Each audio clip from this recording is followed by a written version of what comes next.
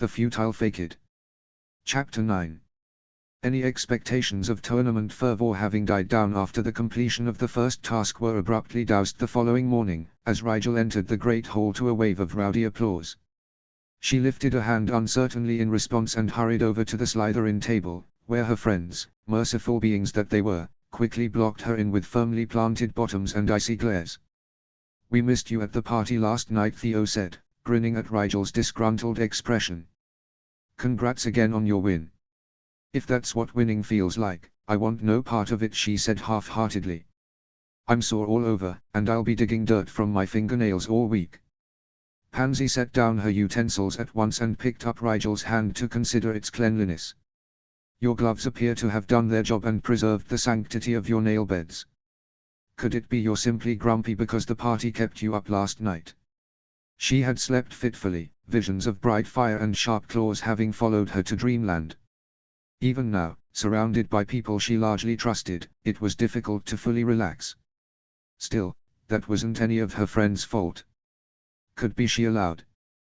"Don't let my poor mood sink everyone's spirits. What were you talking about before I sat down?" Millicent said, smiling unapologetically at the grimace this drew from Rigel. "The next task is a month out, and we were speculating what kind of challenge it would be." "Already?" Rigel groaned into her porridge. "No more talk of tasks for a while, please." "The other champions, then?" Millicent suggested. "Pansy and I will be adding our observations to the dossiers this week. There's a lot you weren't able to see from inside the forest. Tahil, for instance, really is proficient at wandless magic, and we didn't recognize any of the spells he used. Ftian, on the other hand, appears to know a surprising amount of Latin-based magic in addition to—" "I'm going to go brew," Rigel muttered, abandoning her meal and hefting her bag over her shoulder with a wince. She really was sore all over. "Rigel." Whatever Pansy was going to say was cut off as Draco said firmly, "Let him go." She shot a grateful smile at her blonde friend, pretending not to notice the worried look in his eyes as she retreated from the table. She'd only gone a couple of steps when a slight girl with long, brunette hair scrambled up from the table and into her path.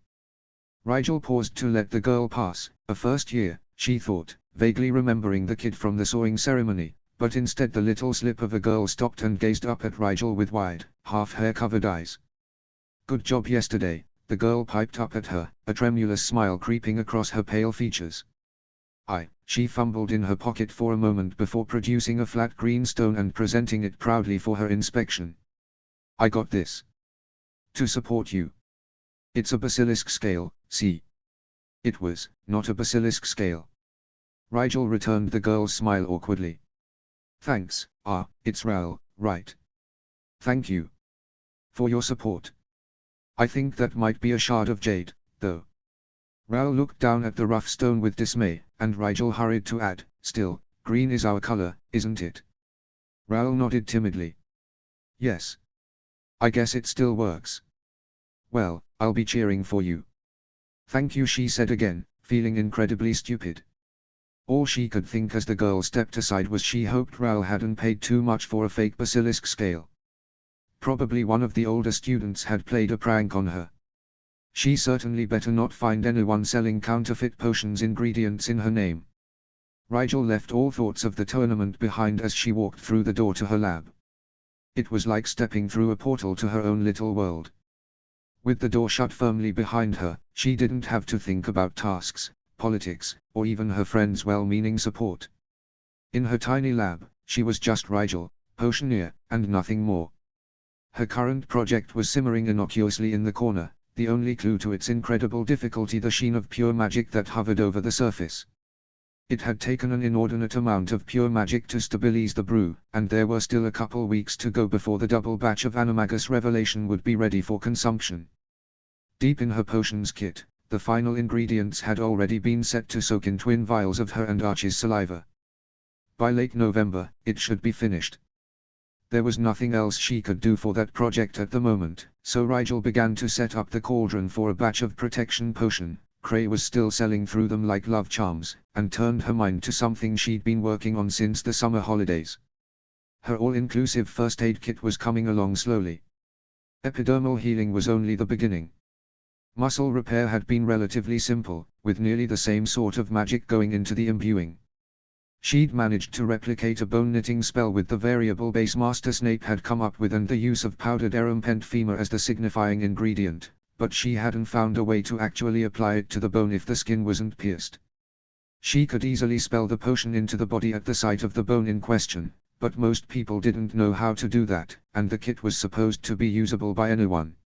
So most of the magic that needed to go deeper than muscle was causing her trouble. The organs weren't easily accessible by any of the usual means. Potions ingested tended to stay in the digestive system and salves only penetrated the body so far before the magic dissipated. Organs were delicate, too, in a way that skin, muscle, and bone were not. Too much magic, and their homeostasis would be thrown out of balance. Her hands worked on autopilot, chopping, shredding, and stirring in smooth motions while her mind wandered. How could she get the imbued magic to where it was needed while still carrying it in a potion? Only pure magic could pass through the uninjured parts of the body without repercussion. If there was a wound in the abdominal cavity that wasn't exposed to the air, it seemed as though magical transportation was the only way to reach it without cutting the body open. How did Muggles treat those sorts of injuries? Rigel supposed they probably did just cut people open.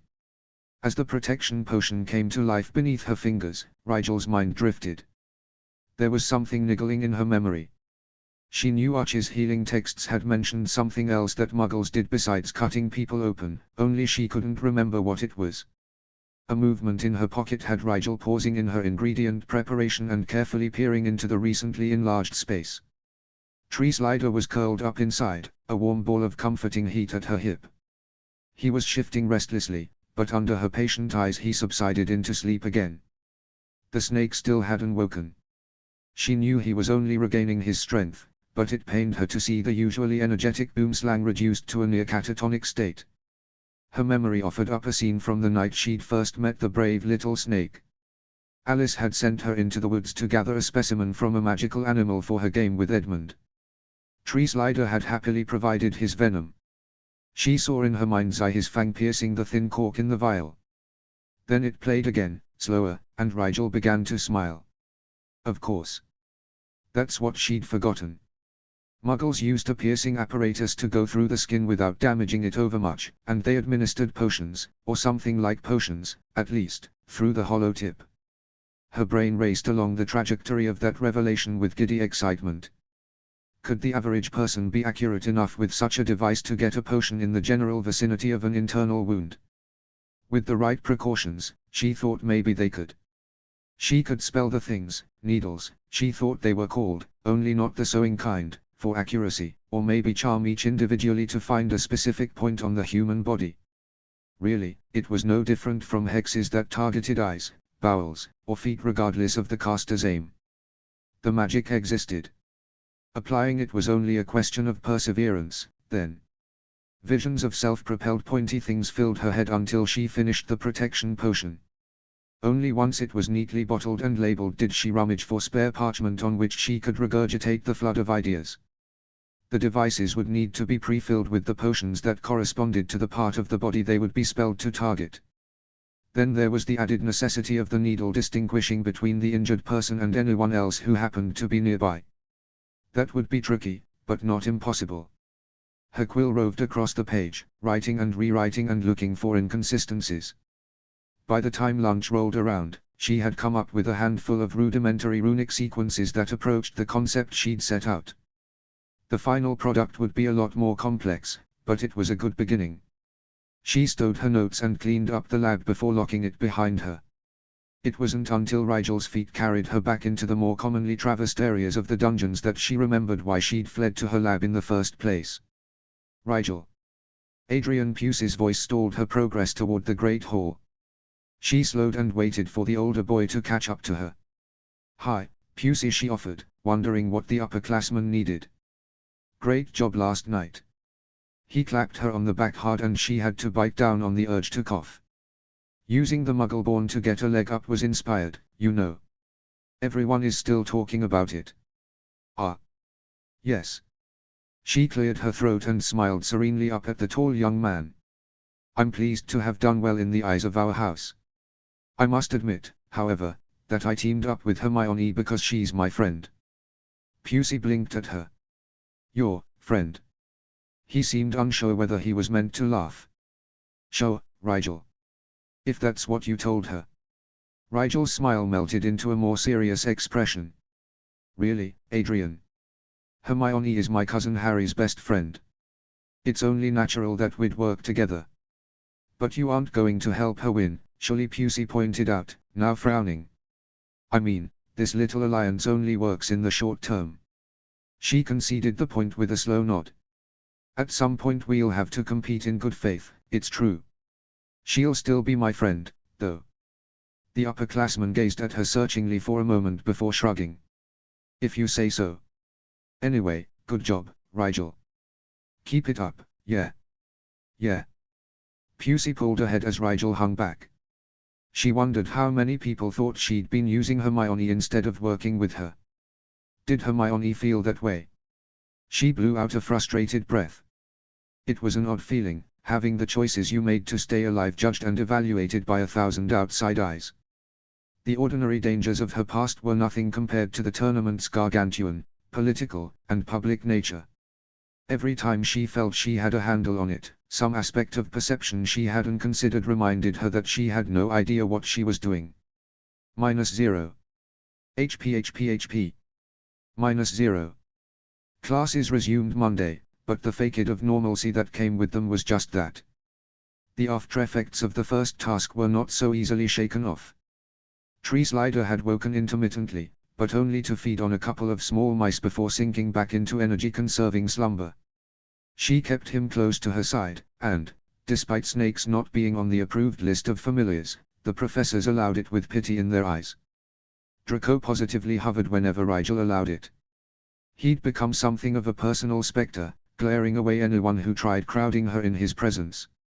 Sometimes she was grateful for the interference. Other times, she wondered whether she really seemed so fragile to him. She was fine, after all. The first task had been intensely discomforting. But it was nothing a good night's sleep couldn't salve. The Weasley twins had stopped her in the hall the day after the task and crowed their delight at the number of orders they'd already received for the firework display. None of her slightly concerned protests had stopped them promising to top it with whatever they gave her next. She wondered if Riddle would consider accidentally blowing up everything around her to be doing her best. Still, Rigel had to admit she wouldn't have fared so well against the dragon without the twins' device. When she'd said as much, Fred cackled in a distinctly worrying fashion before muttering something about marketing a line of dragon deterrents. The only professor who didn't move on tiptoe around her was Dawlish. Defense against the dark arts on Tuesday kicked off with a severing charm aimed directly at Rigel's nose. While the students seemed to stiffen around her, anticipating, what, she wasn't sure, a meltdown. A blow-up, Rigel blocked it automatically. She blinked in confusion at the defense professor. He didn't normally begin to fire hexes until he'd at least called roll. The tall man leveled his arresting eyes at her for a long moment before turning toward the blackboard with no more explanation than a flare of his olive trench coat. The lesson proceeded normally, or at least as normally as any of Dawlish's lessons ever did, but when the class was over he said, "Black. Stay behind." Pansy and Draco had twin expressions of protective outrage. She laid an exasperated expression against them until they grudgingly packed up their things and headed for the door. The sharp look Draco shot her over his shoulder on the way told her they would be waiting just outside. Good friends were equal parts blessing and curse, she thought wryly. Rigel approached the teacher's desk with healthy apprehension. She didn't think it likely that he'd kept her behind to hurl more offensive spells at her, but she wasn't going to discount the possibility outright. "You required me, Professor Dawlish." The man was pulling something from his desk drawer. It was a slim book with a well-worn cover. He passed the volume to her wordlessly, and when she opened her mouth to question he shook his head sharply. "That's all, Black." He turned his back to her, pulled out his wand, and began rearranging the desks for his next class. Rigel looked down at the book in her hand. It was a copy of the Era's Field Guide. A well-used copy, at that. She flipped it open and noted that a number of passages were highlighted. Her fingers tightened as the thought came to her unbidden, who had asked Dawlish to give this to her? James or Riddle? Troubled, she pocketed the tome and left the classroom. Pansy and Draco had expectant expressions, but Rigel only shrugged in response to their unasked questions. She didn't know what to say about the handbook. It would undoubtedly come in handy in the tournament, but without knowing whether it was her father or her enemy who wanted her to read it, characterizing it as a gift seemed hasty. "Is a Dawlish affiliated with the SOW party?" she asked instead. "Not that I know of," Pansy said slowly. "It's difficult to say with certainty, however. Not all those with membership patronize the social events. Professor Snape is a good example of that." She nodded. "Is there a way to find out?" "I'll ask Father," Draco offered. "Did he say something to make you think he's working for Lord Riddle?" Rigel frowned. "Must you call him that? He's not a lord." Draco lowered his voice. "Just because he hasn't claimed the lordship doesn't mean it's not his, Rigel." "What lordship?" she asked, frowning. "There's no House of Riddle." "The Slytherin lordship," Pansy said softly. "Everyone knows he's the heir, Rigel. He's a Parselmouth, my mother told me she heard it once." Her voice was no more than a whisper by the end. "If everyone knows, why are we whispering?" Rigel asked. Pansy pursed her lips. "If Lord Riddle hasn't advertised it, he has a reason for that. No one would bring it up without his permission. Except he obviously has advertised it, or no one would know," Rigel said. She could feel a familiar frustration building. Why did no one else see how odd this all was? Were they just used to it, having grown up in awe of the politician? "And have you forgotten I'm a Parselmouth, too? That doesn't automatically make someone Lord Slytherin." "But you're already tied to another house," Draco said, sounding impatient. "Lord Riddle's house must be Slytherin, because he isn't tied to any other." "That you know of," Rigel muttered.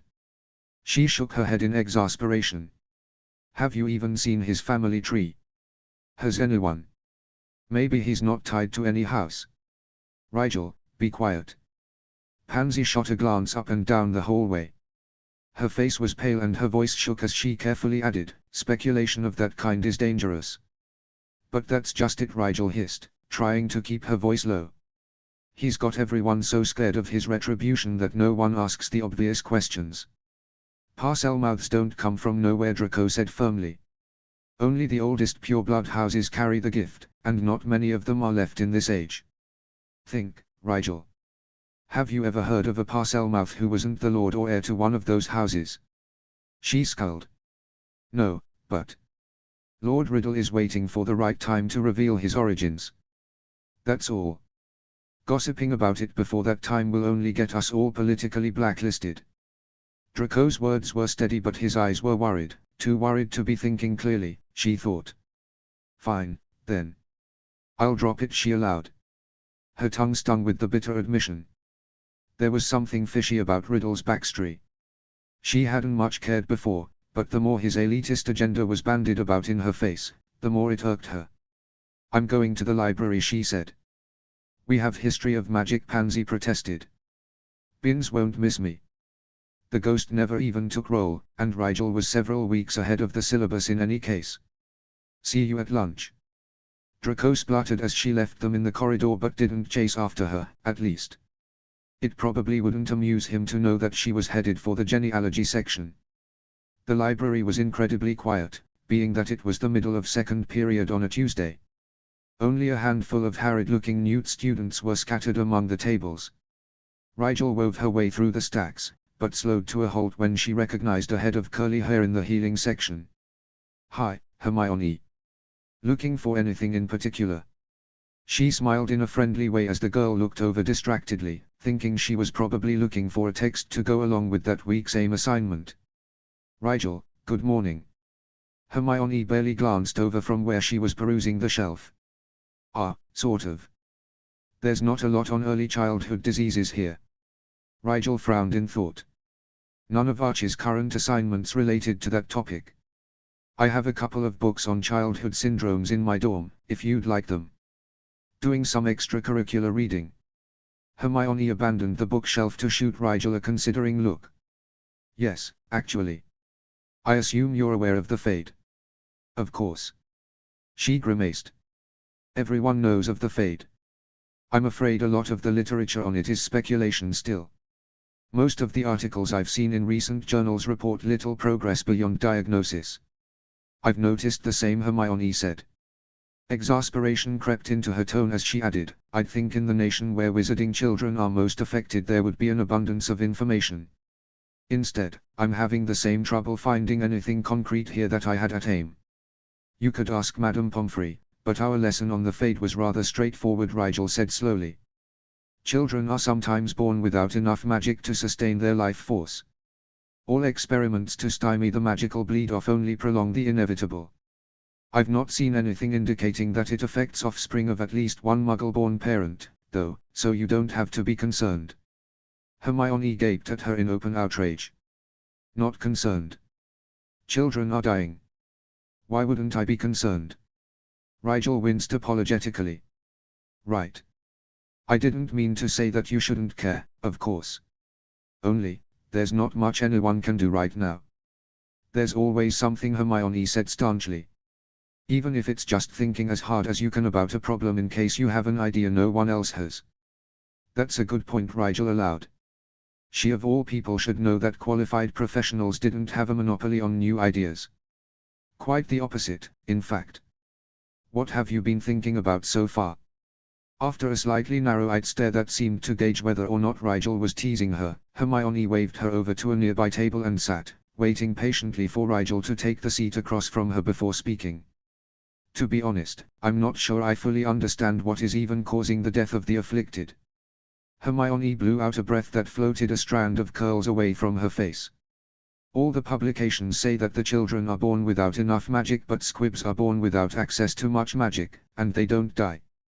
It's as if something is actively sucking the life out of the infants. In a way, it is, Rigel said. Squibs fall into two categories, remember. Some never develop a core or a magic circulation system in the womb, and are born essentially muggles. Others are born with a damaged magical core, incapable of processing or channeling magic correctly. Type 2 squibs still have a normal amount of magic in their veins, it's enough to fill the circulation system, even enough to produce an aura, but the squib normally can't consciously manipulate it to the degree an average witch or wizard can. So you're saying the Fade children are something in between. Born with a magic circulation system but without enough magic to fill it. Hermione tapped her fingers against the desk as thoughts made a rapid march behind her eyes. Exactly. The Fade produces a child with the internal magical infrastructure of a Type 2 squib, fully operable magic circulation system and a damaged core, but much less than the usual amount of magic in that system. To put it in numerical terms, children born with the Fade have natural magical coefficients somewhere in the teens. The regular scale only goes to 10, she added, in case Hermione hadn't gotten that far in her arithmancy studies. It's as though, she struggled to think of an appropriate analogy for a moment. As though you tried to take a child-sized amount of blood and fill a fully grown adult's circulatory system with it. None of the adult's organs or extremities gets enough blood, the heart can't maintain adequate pressure, etc. But the healthy body produces more blood if it loses some, Hermione muttered. Up to 30% of total volume, if need be. And our cores can be expended to incredibly low levels, magical exhaustion is rarely fatal. Above a certain percent of blood or magic loss, the body can't sustain itself, though, Rigel said. And a witch or wizard is usually unable to access more than 80% of their magic. The 20% kept subconsciously in reserve is enough to support your magic circulation system in an emergency, but if a wizard's levels don't recover to at least 50% in 48 hours, they will die. These infants are going much longer than 2 days without healthy levels of magic. They are essentially born with magical exhaustion, and their cores go into overtime attempting to fill the void. Magic isn't made from nothing, though. The core uses physical resources to rebuild, resources that newborns don't have. The core is sucking the life from them, Hermione said, eyes going wide. But then, why don't they remove it? Remove it? Rigel could not stop the incredulous horror that came instinctually at the thought. She swallowed.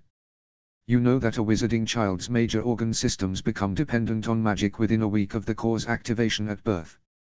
And the Fade can be diagnosed within the first 2 days, Hermione argued, eyes flashing. That gives you 3 days to remove a core before the infant is dependent on the magic. You're talking about purposely turning an infant into a squib, Rigel said quietly, glancing around to make sure they weren't overheard. I'm talking about saving their life, Hermione hissed fiercely. Don't tell me no one's even suggested it. Rigel shook her head. Not that I know of. Such a radical idea would likely not be welcome in most magical circles. A limb that can't be saved is amputated before it poisons the rest of the body, Hermione growled. It's an obvious solution. One that no magical parents would agree to, Rigel told her firmly. If a Muggle child had to lose a leg or perish, his parents wouldn't let him die just because they'd rather he became a football player. Hermione pulled at her hair in frustration. Life as a squib is still a life. Purebloods don't see magic as a limb, Hermione. It's intrinsic to who a witch or wizard is, not just what they can do. You may as well suggest removing a child's soul at birth. That's how disturbing an idea it would be to the families the fate affects, old, conservative families, that is.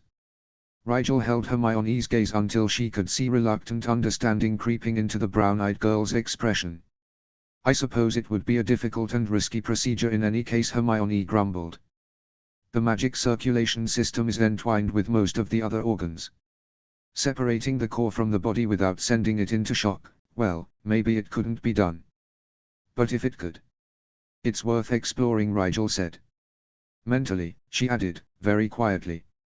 As long as we're talking about it, Hermione began, shifting her weight forward in her chair and lowering her voice a little. Why do you think the fate is disproportionately affecting pureblood families in Great Britain? Rigel tilted her head. Some people would call that a dangerous question, but I believe fear of inquiry is more dangerous than any question. To be frank, I suspect it's a byproduct of inbreeding. That's not a popular opinion, as you may imagine, but there's some evidence for it. Hermione held up a hand to forestall Rigel's words and produced quill and parchment from her pocket before gesturing impatiently for her to continue. What evidence? Most of the families I know have been affected have been hyperpure, i.e. intermarried with only other pureblood families, for multiple consecutive generations, while some families who are pure by definition now but who have Muggle blood in their recent ancestry have not been affected yet at all. That's anecdotal, though, Hermione said, frowning. Do you have statistics? Rigel shrugged. Some studies have been done, but mostly the research is into ethnicity, nationality, and light/dark affiliation more than blood purity. Even though blood purity is an obvious variable, no one seems keen to fund or publish such a study openly.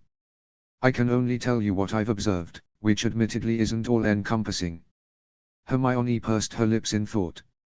How many students at this school would you say know of at least one child afflicted with the fate, whether in their family or another? All of them, Rigel said at once. I can't imagine anyone not knowing someone who has lost a child. My own grandmother lost several, I believe. Several. Hermione inhaled in acute sympathy. That's the price of siblings these days, Rigel said grimly. At least in those families it affects. That's another thing, Hermione said, jotting down another note onto her parchment. Why does it affect subsequent siblings more than firstborns? Some speculate that it depends on the power of the mother, Rigel said softly. That hasn't been proven, but people still believe that powerful witches are more likely to keep a second child alive. That suggests that the mother has an influence on the amount of magic the child is born with. There have been cases reported of mothers' magic compensating for infant defects in the womb. Hermione nibbled on her quill absently. For instance, sometimes all magical scans show a baby is healthy until birth, when the infant is detached from the mother's support system. Maybe a powerful witch could unconsciously compensate for the lack of magic in the child's system, sacrificing a bit of her own magic to see it born with more. Then, perhaps that can only happen once or twice before the mother can't afford to lose any more magic herself. That's a lot of speculation, Rigel pointed out. It's possible, but you'd need some evidence. That's easy to test, Hermione said, scribbling furiously. Just note the rate of maximum expenditure before pregnancy and after birth in all women, and if those from families statistically more likely to be affected by the fate have measurably less magic after childbirth while those unlikely to be affected by the fate remain the same, well, that's pretty strong evidence. The trouble is determining which families exactly are more likely to be affected by the fade. Rigel, do you think, if I start asking around the school about the fade, will it spark undue animosity toward me? Quite possibly, she admitted. But if you make it clear you're attempting to solve the problem, not just morbidly curious about it, and if you don't ever mention removing the core as a possible option, you may find people willing to talk to you about it. Let me make a few inquiries first, though. I'll talk to my friends and have them spread the word that you're a brilliant medical prodigy who is researching this matter in good faith, not as a means of discrediting pure blood values. Is that really their primary concern? Even if such reticence might prevent a cure being found? Hermione asked, looking pained.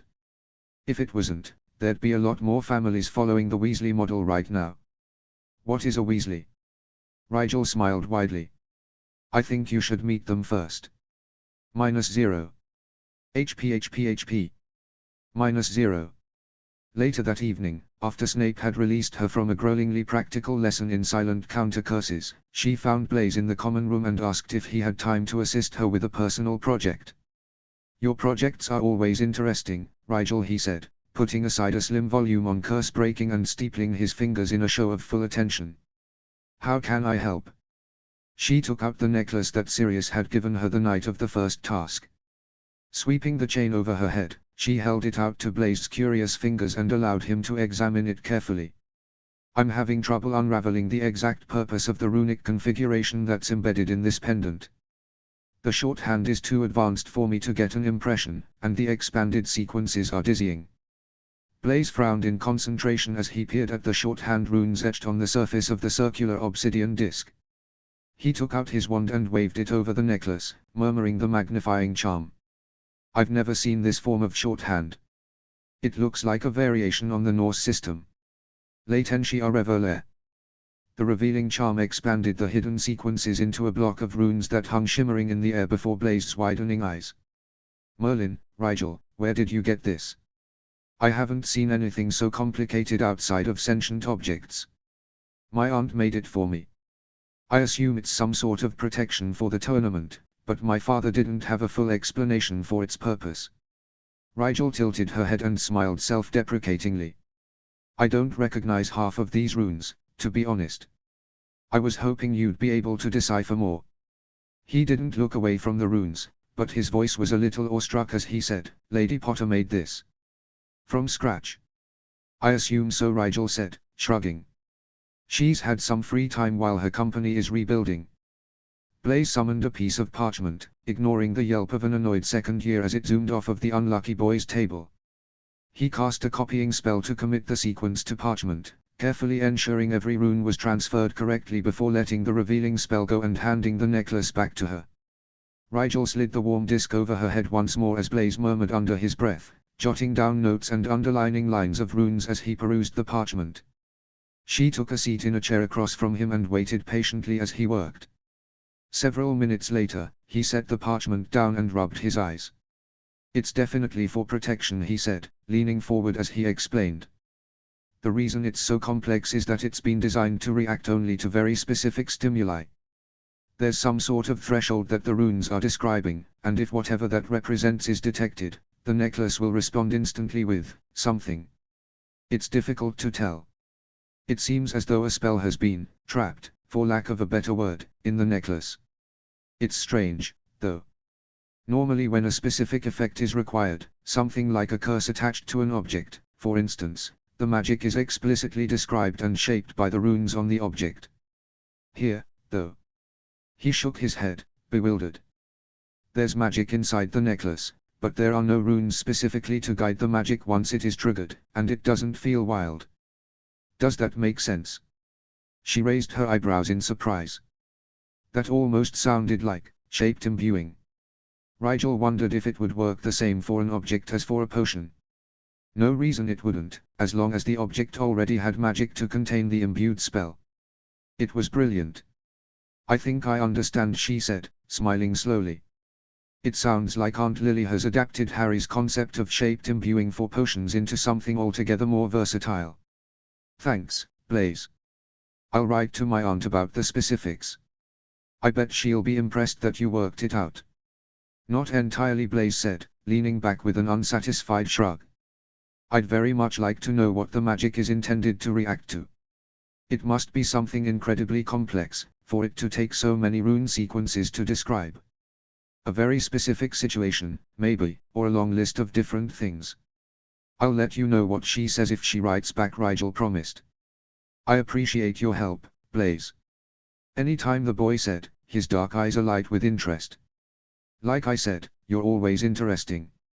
I'm not sure whether that's a compliment or a curse, she said, smiling wryly. Definitely a compliment.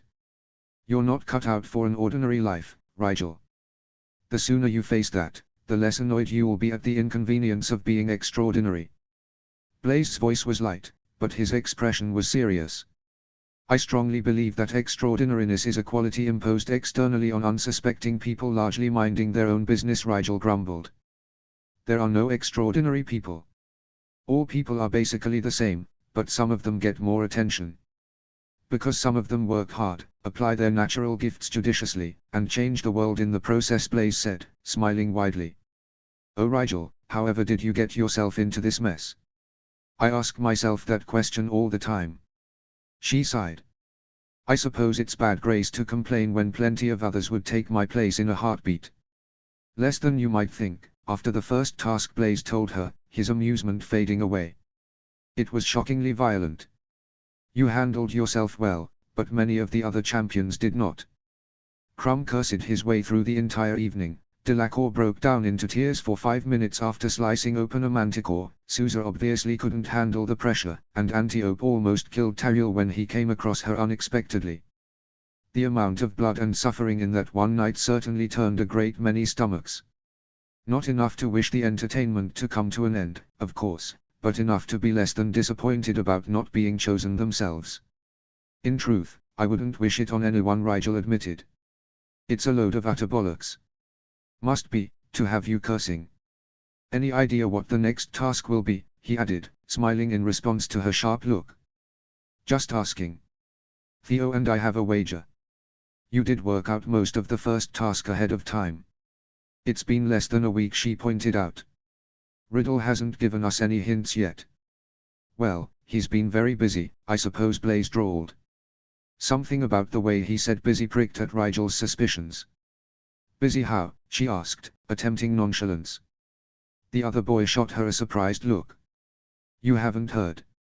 He hesitated visibly before saying, the SOW party is dusting off a bit of legislation. That marriage law they've been trying to pass for a few years, you remember. Lord Riddle has spent most of the week between promoting its merit at ministry working groups and socializing with influential members of the Wizengamot. That's not possible.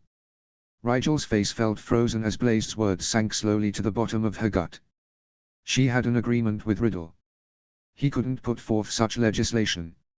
He could, though, she realized with an ugly jolt. She'd bargained for the end to such legislation on the condition of her winning the tournament.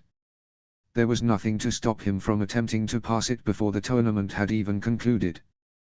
That bastard! She hissed wordlessly, digging her fingers into the arms of her chair in helpless fury. He thinks he can have it both ways. We'll see about that. She dove both hands into her book bag, producing parchment, ink, and quill with fingers positively shaking with anger. Muttering an apology to Blaze, she began a swift letter to Sirius. There had to be something that could stall the legislation at least until the end of the year. She would talk to Dumbledore, too. Somehow, Riddle would not get away with this. Rigel's letter was almost finished when the others found them in the common room. Draco, Pansy, Theo, and Millicent claimed the chairs and sofa on either side of them. She felt her friends' curious gazes but only murmured distractedly in response to their greetings as she scribbled out the last couple of lines. What's Rigel working on, then? Theo asked Blaze. I believe it's a letter. He didn't know about the recent revitalization of the party's marriage legislation, it seems. Blaze's explanation was succinct, but there was a breadth of implication between his words. You told him. Millicent groaned. Rigel doesn't need to be distracted right now. He has to focus on the tournament. Rigel needs to know these things, she said sharply, turning her gaze on Millicent as she signed the letter with a flourish and set it aside for drying. "I'd appreciate it if my friends didn't filter relevant information on my behalf." "It's not relevant yet," Millie argued. "There's no guarantee it will pass, even with the popular attention from the tournament to bolster support." "If it does, my participation in this tournament is for nothing," she snapped. She regretted the angry words as soon as they'd slipped out and grimaced at Millicent's open shock. "Rigel, what do you mean?" The dark-haired girl frowned slowly, her heavy brow making the expression naturally more intense. "I knew there was something odd about you entering the tournament. You didn't do it freely, did you? You've got some kind of arrangement going on, don't you?" Rigel pressed her lips together, but it was a little late to try and fool the girl. Millicent was too savvy, and Rigel had been too careless, incensed as she was at Riddle and herself in equal measure. She couldn't believe she hadn't seen this coming. "Rigel, you can tell them," Pansy said gently. "Millie, Theo, and Blaze won't spread the information around." She accompanied this assessment with stern looks at all three, and each nodded seriously in response. "I suspected as much," Blaze offered. "Rigel is many things, but glory-seeking is exceedingly out of character. To be honest, I assumed you were being blackmailed by someone." "They tried that too," Draco said with a smirk. "Rigel is leverageable, it seems." Nearly Millicent contradicted. "Obviously someone found something that worked." "Was it about this legislation?" "In part," Rigel admitted, running a hand through her hair. "I didn't tell you all because it puts you in an awkward position. Draco and Pansy have it bad enough. It was Lord Riddle himself you bargained with, wasn't it?" Theo's words cut to the heart of the matter. He scowled at the surprised looks the others shot him. "What? I'm not a complete idiot, you know." If it was anyone less powerful, Rigel could have ignored it. "If it wasn't to do with the SOW party, he wouldn't feel he needed to hide it from us. You didn't want to conflict our loyalties, right?" Rigel nodded. "To be frank, I'm working in opposition to the party's goals. Riddle wanted me to participate. The condition was, in part, that he cease attempts to pass such openly anti-Muggle-born legislation if I should win." "Oh," Rigel Millicent said, sighing sharply. "That gives him nearly 6 months to pass anything he deems important enough. And that's assuming he lets you win at all. He controls almost every aspect of the tournament, after all."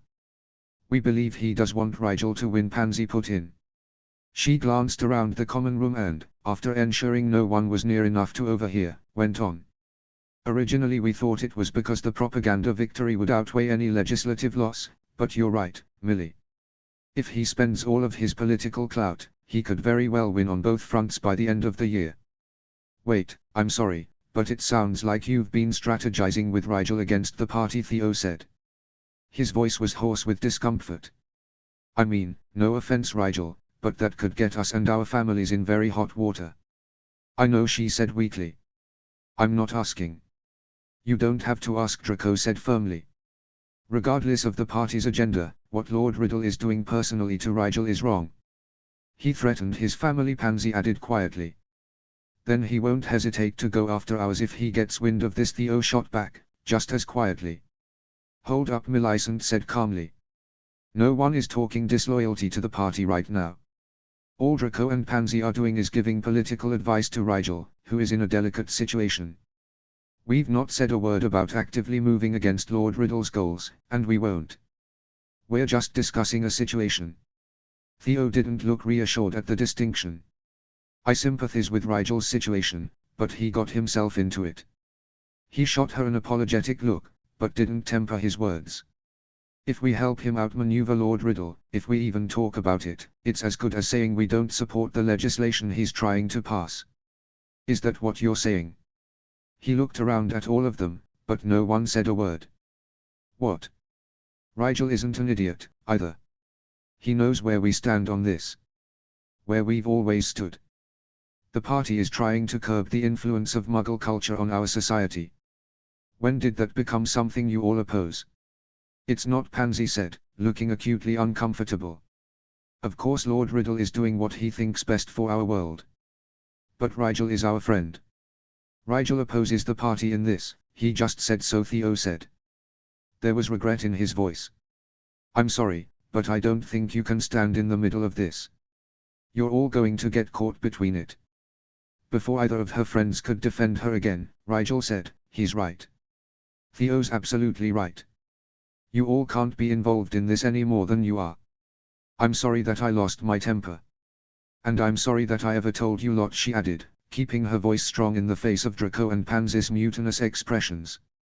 I'm grateful for your support, but this is a path you can't follow me down any longer. You'll lose everything you care about.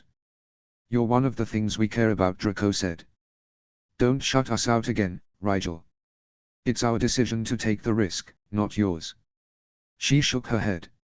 I appreciate and welcome your help in preparing for the tournament. Riddle wants me to win anyway, so it's no conflict. As for the legislative issue, please let me handle it. I have plenty of support elsewhere in this matter. She could see her words hit home with wounding bluntness. Draco's face darkened and Pansy dropped her gaze to her hands, subdued. I'm sorry for involving you all. Excuse me. She rolled up her letter and strode toward the common room door, feeling incredibly lonely for all that she was certain she'd done the right thing. -0. HP. -0. After their healing lesson on Friday, Rigel invited Hermione to sit with her at the Slytherin table the next morning. Most of the tournament champions did not take meals in the Great Hall, preferring to eat back in Hogsmeade where their lodging was. It was hard to blame them, when the Hogwarts students went out of their way to be less than welcoming. Rigel wanted to introduce the girl to her friends properly, however, and she'd cleared the idea with them before asking. Everyone promised to be on their best behavior. Even still, there was a beat of absolute silence when Hermione approached their table that morning and said, "Hi, Rigel," in a voice that was determinedly cheerful. "Good morning, Hermione," Rigel said, standing to bow over the girl's hand at once. Hermione flushed with more discomfort than pleasure and cleared her throat briskly. "I've invited Tariel as well, if you don't mind." Rigel saw the dark-skinned boy standing just behind Hermione and stuck out her hand with a smile. "Tariel, welcome. Chaps. Can we make room, please?" Draco huffed quietly with annoyance but shuffled left a foot nevertheless. Pansy politely made room at the other side of the gap, students shuffling down in a ripple effect until there was more than enough space for the three of them to sit comfortably. Rigel took an extra moment to make sure Tree Slider was not being squished in her robe pocket before returning to her breakfast. "Thank you for having me," Tariel said brightly, wasting no time in filling his plate with anything in reach. "I have been wondering what sort of food you ate here at the castle. What bounty. How fortunate we are this day." "The elves have outdone themselves, as usual," Pansy agreed. "The house elves cook all this every day," Hermione said sharply. Rigel, remembering her promise to Binny, answered quickly. "Yes, aren't they brilliant? Hogwarts is lucky to have so many talented elves volunteering to work here." "Volunteering?" Hermione repeated, frowning slightly. "I was under the impression they were bound to serve the castle." "They are," Rigel said, smiling serenely. "It is a great honor for them, you know, to be bonded to such a prestigious place as this. It probably seems odd to you, as I've heard AIM doesn't house any elves, but house elves have their own interesting values and cultural practices. I don't know if you've any interest, but I'd be happy to introduce you to a few if you have any questions." Hermione blinked at her, then nodded slowly. "Yes, I would like that. I've been wondering about them." "Thank you. I think that's one of the best parts of this whole tournament," Pansy put in. The perfect smile on her face made Rigel uneasy for some reason. "The chance to learn about other cultures and their magical inhabitants is priceless, don't you think?" "I quite agree," Hermione said, nodding. She began to choose breakfast items from the offerings before her, speaking all the while. "AIM's curriculum is top-notch by any standard, but it's been fascinating to get a different perspective on magical education. For instance, transfiguration is taught entirely differently here than it is at my school." "How can it be different?" Draco asked. He sounded interested despite himself, but when he caught Rigel's slight smile he scowled at her and fixed his eyes back on his food. Hermione answered him regardless. "Each lesson here seems to focus on a different, very specific transfiguration. Toucan to teacup, rose to writing desk, and so on. Professor McGonagall tends to let students work out for themselves the amount of magic necessary, doesn't she? And she doesn't explain how exactly one ought to shape one's intent to achieve a given effect. She encourages you all to come to that conclusion on your own. I think that's just fascinating. At AIM the approach is quite different. First we learn to describe the processes of a given subset of transformation, animate to inanimate, for instance, using descriptive runes. Then, we calculate the energy required based on magical coefficients of the materials involved and the complexity factors of the chosen process, and only then do we actually put magic to the task. Why would you want to complicate it so much? Theo asked, his jaw slightly agape. Hermione blinked. It's always complicated. At AIM we are simply taught to enumerate that complexity before learning a spell, while here at Hogwarts the focus seems to be, and forgive me if I am mistaken, but it seems to be on developing an instinctual feel for magic on a level that the equations and runic descriptions don't really instill. I bet none of you have to mentally calculate coefficients when you cast a spell, do you? What? Theo blinked at her, utterly comprehensionless. Magical coefficients are only taught in arithmancy and alchemy here, Rigel explained. Hermione is right. We learn transfiguration the same way we learn defense, charms, and potions. Once we learn a spell, we have a feel for how it should be cast, and refine that impression over time.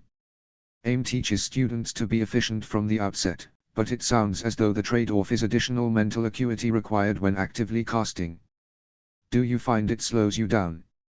Hermione grimaced. I wouldn't have said so, before coming here. Seeing how fast you cast during the first task, though, I have to admit, I can't cast so quickly. No one is faster than Rigel, Blaise drawled. You shouldn't use him to determine the average casting rate of Hogwarts students. How did you become so fast, then? Tariel asked around a mouthful of muffin. Is it something special about your wand? My wand? She frowned at him. There's nothing special about it. At least, nothing that he should be apprised of. Tariel shrugged good-naturedly. I know not much of wands. My people do not use them. I thought perhaps it was like a talisman. A stronger talisman often means stronger magic. No. Most wands are created equal, Blaise offered. Most. Hermione's eyes narrowed. Not all. He means the Elder Wand. It's just a legend, though. All regular wands are basically the same, despite what a wand maker will tell you. Millicent took in Hermione's intrigued expression and added, seriously, the Elder Wand is just a children's story. No study has ever shown that the average witch or wizard's wand is more or less powerful of its own merit. It's always the witch or wizard that determined the power. I would like to try a wand someday, Tahil said thoughtfully. It will be interesting to see if my magic is more or less powerful with a channel. How did you learn magic without a wand? Theo asked curiously. How is a difficult question, Tariel said, favoring the sandy-haired boy with a forthright look. I suspect it is not so different from how you learn. My people say that all wizards have magic within themselves alone, and a tool to manipulate it is just a crutch. I am not learned enough to say either way. I come from a very small village, with only a handful of elders to teach me the mystic ways. He tilted his head and shrugged. It is true that perhaps they do not know everything of the world of magic. How did you hear about the tournament? Pansy asked. She blinked wide, pretty eyes at Tariel. Coming from such a small village, I mean.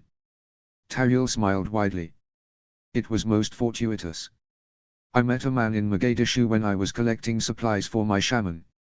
He somehow recognized the magic within me, though I gave him no cause to suspect. He offered to make my dreams come true. Really? Millicent leaned forward, exchanging a look with Pansy as she took up the thread of questioning. What a strange offer. Indeed. I did not know how he knew of the dream messengers, as he certainly did not appear to be a Wagadu sorcerer, but I was curious. And hopeful, he admitted, shaking his head sheepishly. It is beyond the fate of one such as I to be invited to the great halls of Wagadu, but my foolish heart did yearn. Is Wagadu like Hogwarts? Hermione asked. Restrictive in whom they accept, I mean. Pansy and Millicent shifted uncomfortably, but neither Hermione nor Tariel seemed to notice. In a different way Tahil said, his cheerful manner fading into seriousness. He lifted his hand to envelope the hall around them. A school such as this it is, but only the very wealthy may attend. For me, the tribal elders will take in ones who exhibit magic. There is no secrecy, as there is here, you see. In my village, everyone knows. My mother and father had no magic, but they recognized it easily in me when I was 7, and in my brother when he was just 3. I have been training with my shaman ever since. The man who found you in Mogadishu, Pansy began, her tone nonchalant. Do you remember what he looked like? Tariel grinned. He set down his utensil and lifted both hands before his face, swirling them in a series of gestures too complicated to call a pattern. In the air before him, the figure of a man materialized. Drawn out of light and air, the picture grew rapidly more clear, until Millicent sucked in a breath of surprise. Crouched, she muttered, eyes wide. It was, she realized, peering closer at the translucent image. Tariel had made a perfect likeness of Barty Crouch Jr., the sallow-faced man she remembered vaguely from the World Cup. He must have been sent to recruit for the tournament, Pansy murmured. I didn't know Crouch's son was a party member, Millicent said, eyeing the image with undisguised intrigue. He's certainly not working for the Department of Magical Games and Sports. How do you know? Theo asked. His father doesn't trust him to tie his own shoes, Millicent said dismissively. Someone trusted him to find Tariel, Blaze pointed out. Riddle. It must be, but why? She was under the impression that he hadn't intended to broadcast the tournament too widely before the candidates had been decided. For some reason, he had specifically sent one of his lackeys to find and recruit Tariel, a muggle born from East Africa. For what? The appearance of diversity. Somehow she didn't think so. It made her wonder who else in the tournament was not a chance submission. Were there others who had been specifically recruited, according to criteria that only Riddle understood? The idea that Riddle was leaving nothing up to chance passed unbidden through her mind. The Morning Post momentarily stalled any discussion that might have flourished on the subject. Rigel automatically moved her goblet as an owl descended with a letter. She unrolled it curiously. Cray had no reason to be corresponding so soon after her last shipment, and Archie used the mirror almost exclusively to communicate these days. It was from Lily. She hadn't expected an explanation for the necklace to arrive so soon. Her mother must have sent off a reply nearly as soon as the query arrived. Dear Archie. Your observations on the Dark Defense Disc, your Uncle James named it, are entirely correct. It doesn't surprise me that Sirius was less than articulate in relating its purpose. Essentially, I've designed it to respond to any attack that meets a certain threshold for power, malicious intent, and dark energy. It's more than just a very fast shield, however. The magic embedded in the disc is, in fact, an entire ward, anchored to the necklace alone. Remus helped me cast the ward over a 3-day period, and I developed a ritual that transferred and sealed the ward semi-permanently within the obsidian disc. Harry's research on the concept of shaped imbuing certainly influenced the breakthrough in my work. As I am not personally proficient in the skillset, I instead constructed a runic configuration that imbued the magic for me into the vessel of my choosing. The rest of the project, the exact language used to describe the sort of magic the disc needed to detect, has been the ambition of several years of study. Letting a magical object determine intent is particularly challenging, but using inspiration from Muggle advancements in algorithmic decision-making, I was able to produce this prototype. I must warn you, it won't protect you from mild or even moderate dark arts. The necklace is a last resort, and will respond only to attacks likely to maim or kill. I don't anticipate you needing it during a public tournament, Archie, but I want to give you every assurance of safety that I can. As to the other matter you wrote us about, we are aware of the recent attempts to revisit that legislation. Alice tipped us off in time to marshal what political resources we can to store. It is difficult to discredit it entirely in the current atmosphere. On the one hand, the legislation encourages stronger ties between pureblood and half-bloods, and in doing so grants rights that are in themselves attractive to half-bloods. There are many who believe that consolidating magical power in established families may be a good thing in the face of increasingly violent anti-Muggle-born sentiments.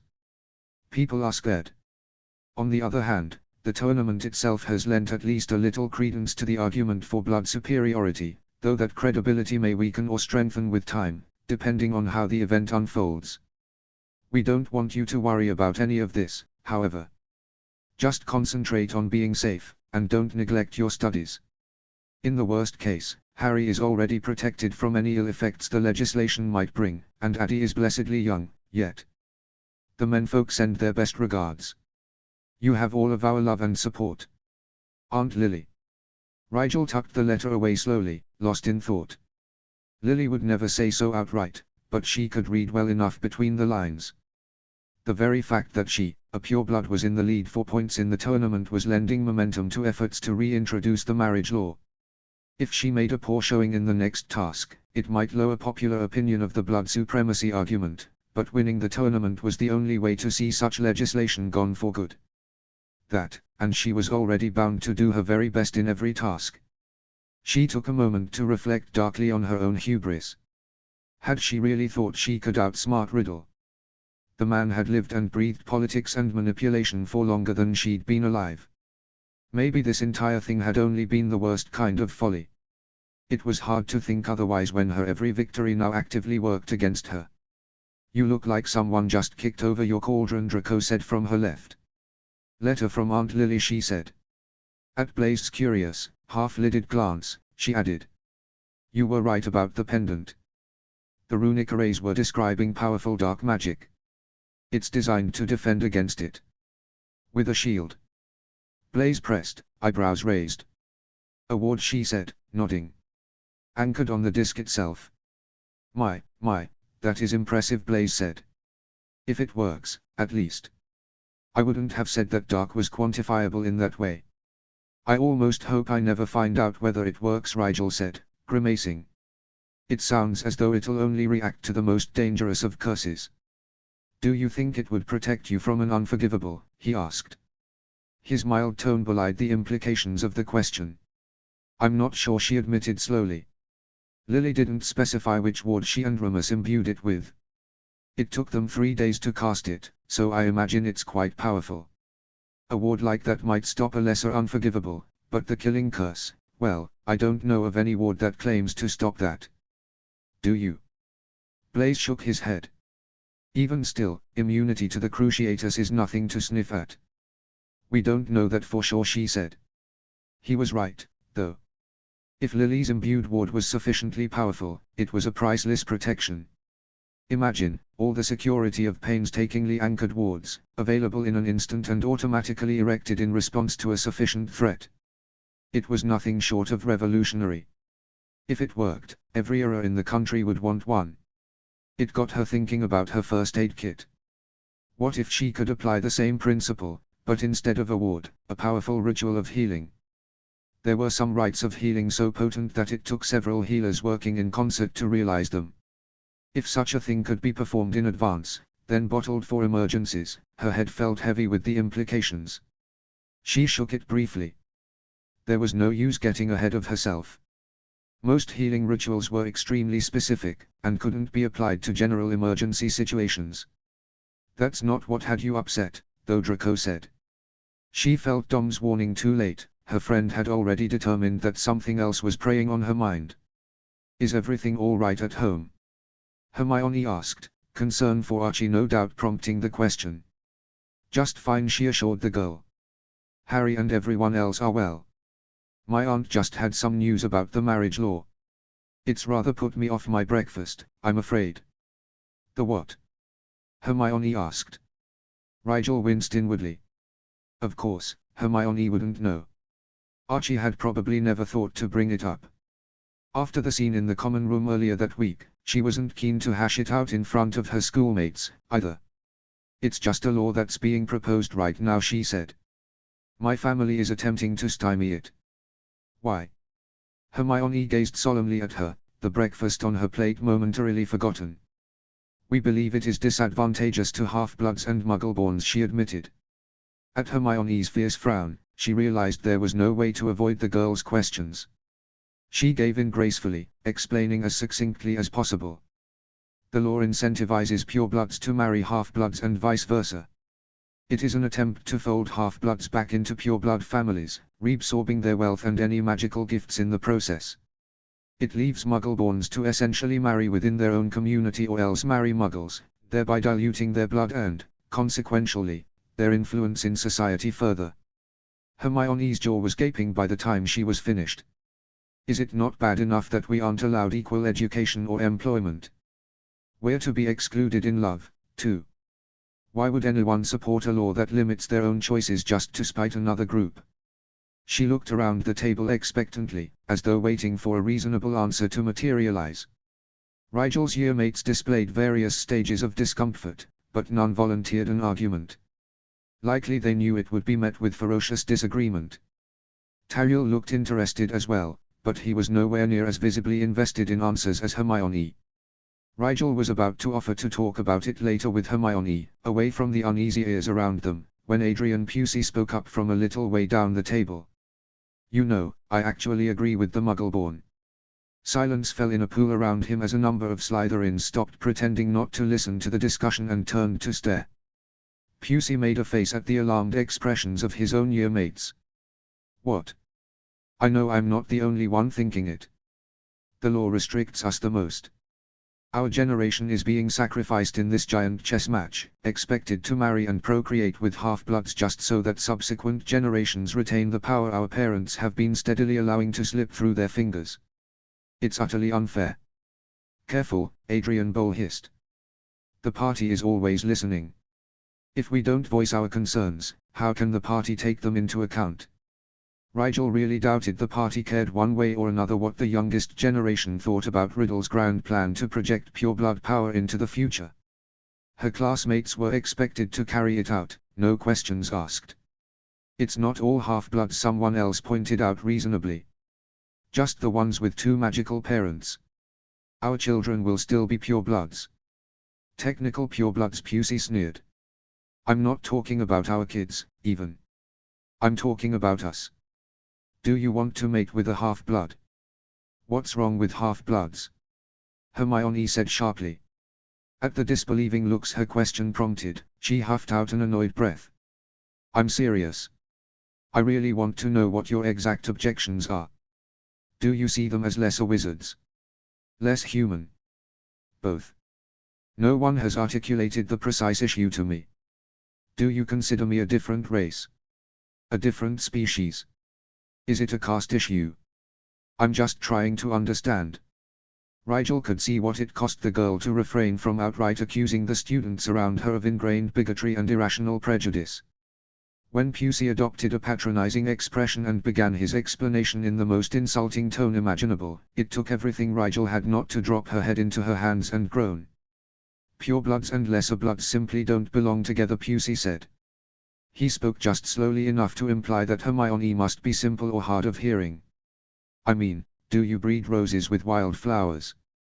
What does that have to do with anything? Hermione's voice was flat and unimpressed. A garden must be weeded for the plants that belong to grow healthy and tall. Let the weeds grow in the wild if they must, but they ought not be brought in to infect the garden. Pusey seemed to think he had mustered an impenetrable argument, but Rigel had to suppress an incredulous laugh. All he'd managed to prove to her was that he had never gardened a day in his life. She leaned forward around Hermione so that Pusey could see the steel in her eyes when she broke into the conversation. A lot of extremely useful plants grow in the wild, you know. At first sight they don't appear as valuable as common herbs and flora, but in fact the wild ones are much hardier, more likely to cure diseases, and by crossbreeding garden plants with wild ones more variety is achieved, and therefore greater usefulness is gleaned from plants as a whole. Pusey spluttered, and Hermione added, witheringly, every so-called garden plant is just a cultivated version of a plant that once grew wild. Well, the useful ones can be grown somewhere else until they are cultivated enough to put in the garden, then. His voice grew in confidence as murmurs of agreement sounded around him. Just don't introduce them in the garden before they're ready, is all I'm saying. Rigel openly scoffed. You think a lot of gardens. In truth, most garden flowers are fairly useless, though, aren't they? Pretty, but poisonous to eat and utterly without redeeming qualities that excuse their delicate constitutions and the extra care required to tend them. Then there are those garden plants that, if grown unchecked, can strangle the garden entirely despite belonging there. No, Pusey, I don't think this is what you're trying to say at all. Quite simply, I think you mean to say that you feel personally disgusted by the idea of consorting with someone of lesser blood. You believe, deep in your gut, that to marry a half-blood would somehow infect you with the stain of the lesser. You're instinctively repulsed by the idea. And that's fine. I doubt you can help it. But you ought to just say so. She pushed away her plate and gathered her book bag. No one at the table said a word as she stood and left their presence. Hermione and Tariel retreated as well, just as silently. She tried to feel bad for turning an already awkward conversation into an open attack on her classmates, but she couldn't muster any regret. That was very well said, Hermione told her once they'd reached the entrance hall. Rigel glanced at her to see if she was being sarcastic, and noticed the girl's lip was bruised where she'd bitten it to keep quiet. It was embarrassing to realize that the AIM girl had more self-control than she did. Rigel had once prided herself on her self-restraint, hadn't she? I should not have got so upset, she said, sighing. You were filled with conviction, not just anger, Tariel said. He smiled at her and laid a hand on her shoulder reassuringly. In such times, it is a disservice to yourself not to speak your mind. She smiled back weakly. Thanks, I suppose. I doubt it will make any difference in their opinion, though. And everyone at that table will be just a little less likely to broach that topic with me, which only inhibits my ability to reach them in the long run. No, I should not have said all that. Most days I don't. Lately, though. Rigel shook her head. This tournament is getting to me. It was designed to get to everyone, I think, Hermione said, frowning. It's not a coincidence that the legislation you mentioned is coming to light at the same time as the new Triwizard Tournament pits blood categories against one another, is it? No, Rigel said, a slightly hysterical laugh bubbling up in her throat. No, it isn't. She excused herself, stalking down into the dungeons with restless strides. She needed to talk to Archie, no matter that it was currently the middle of the night at AIM. She thought she might lose her mind if she didn't talk to someone who understood exactly why the issue was eating away at her insides. Rigel was nearly jogging with impatience as she reached the common room, and it was a matter of moments to locate the mirror, close her bed curtains, and silence them. Harry, she called. Even she could hear the weary desperation in her voice. Harry, please, are you there? Rigel. Archie's face, his own, not the twin of hers, swam into focus in the mirror and he blinked at her sleepily from its depths. What's wrong? Riddle is pushing the marriage law, she blurted. It all came out in a frustration-choked rush. He's using the time before the tournament is concluded to pass the legislation he'll lose the chance to support if I win. What's worse is that my performance in the tournament is the very thing he's going to use to garner the support to pass it. I've become the one turned against the people I wanted to help by getting involved in this mess in the first place. Riddle outsmarted me. That was really the crux of the matter, wasn't it? He wins either way. And all my schoolmates are either supporting the law or against it for exactly the wrong reasons. I have to listen to them disparage my kind, watch the disgust on their faces as they contemplate being bound to people like me, and it's infuriating. Archie's face had lost its sleepiness, but his voice was still thick as he asked, is that all? Is that all? She repeated numbly. Isn't that bad enough? Or do I have to add in my own bleak future if this law gets passed, not to mention Addie's? I just want to be sure I'm addressing everything when I tell you that it's going to be okay, cause. I agree that you're in a horrid position, but, well, we always knew you would be, didn't we? It hasn't bothered you so much before. Archie frowned worriedly at her. Are you sure there isn't anything else? I'm afraid this tournament may be weighing more heavily on you than you're admitting to me.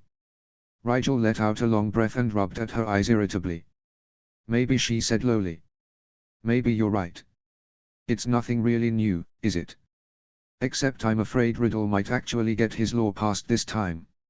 Even if he does, you'll be all right, Archie said soothingly. We're already betrothed. No one can force you into any contract. And besides. He trailed off, grimacing. Never mind. Her eyes narrowed. What? Archie hesitated, bit his lip, then said slowly, "Have you considered that it would actually be a good thing for you if the law passed?" She felt her eyes widen into an incredulous glare but stilled her tongue just in time. This was Archie. He would not say such a thing flippantly.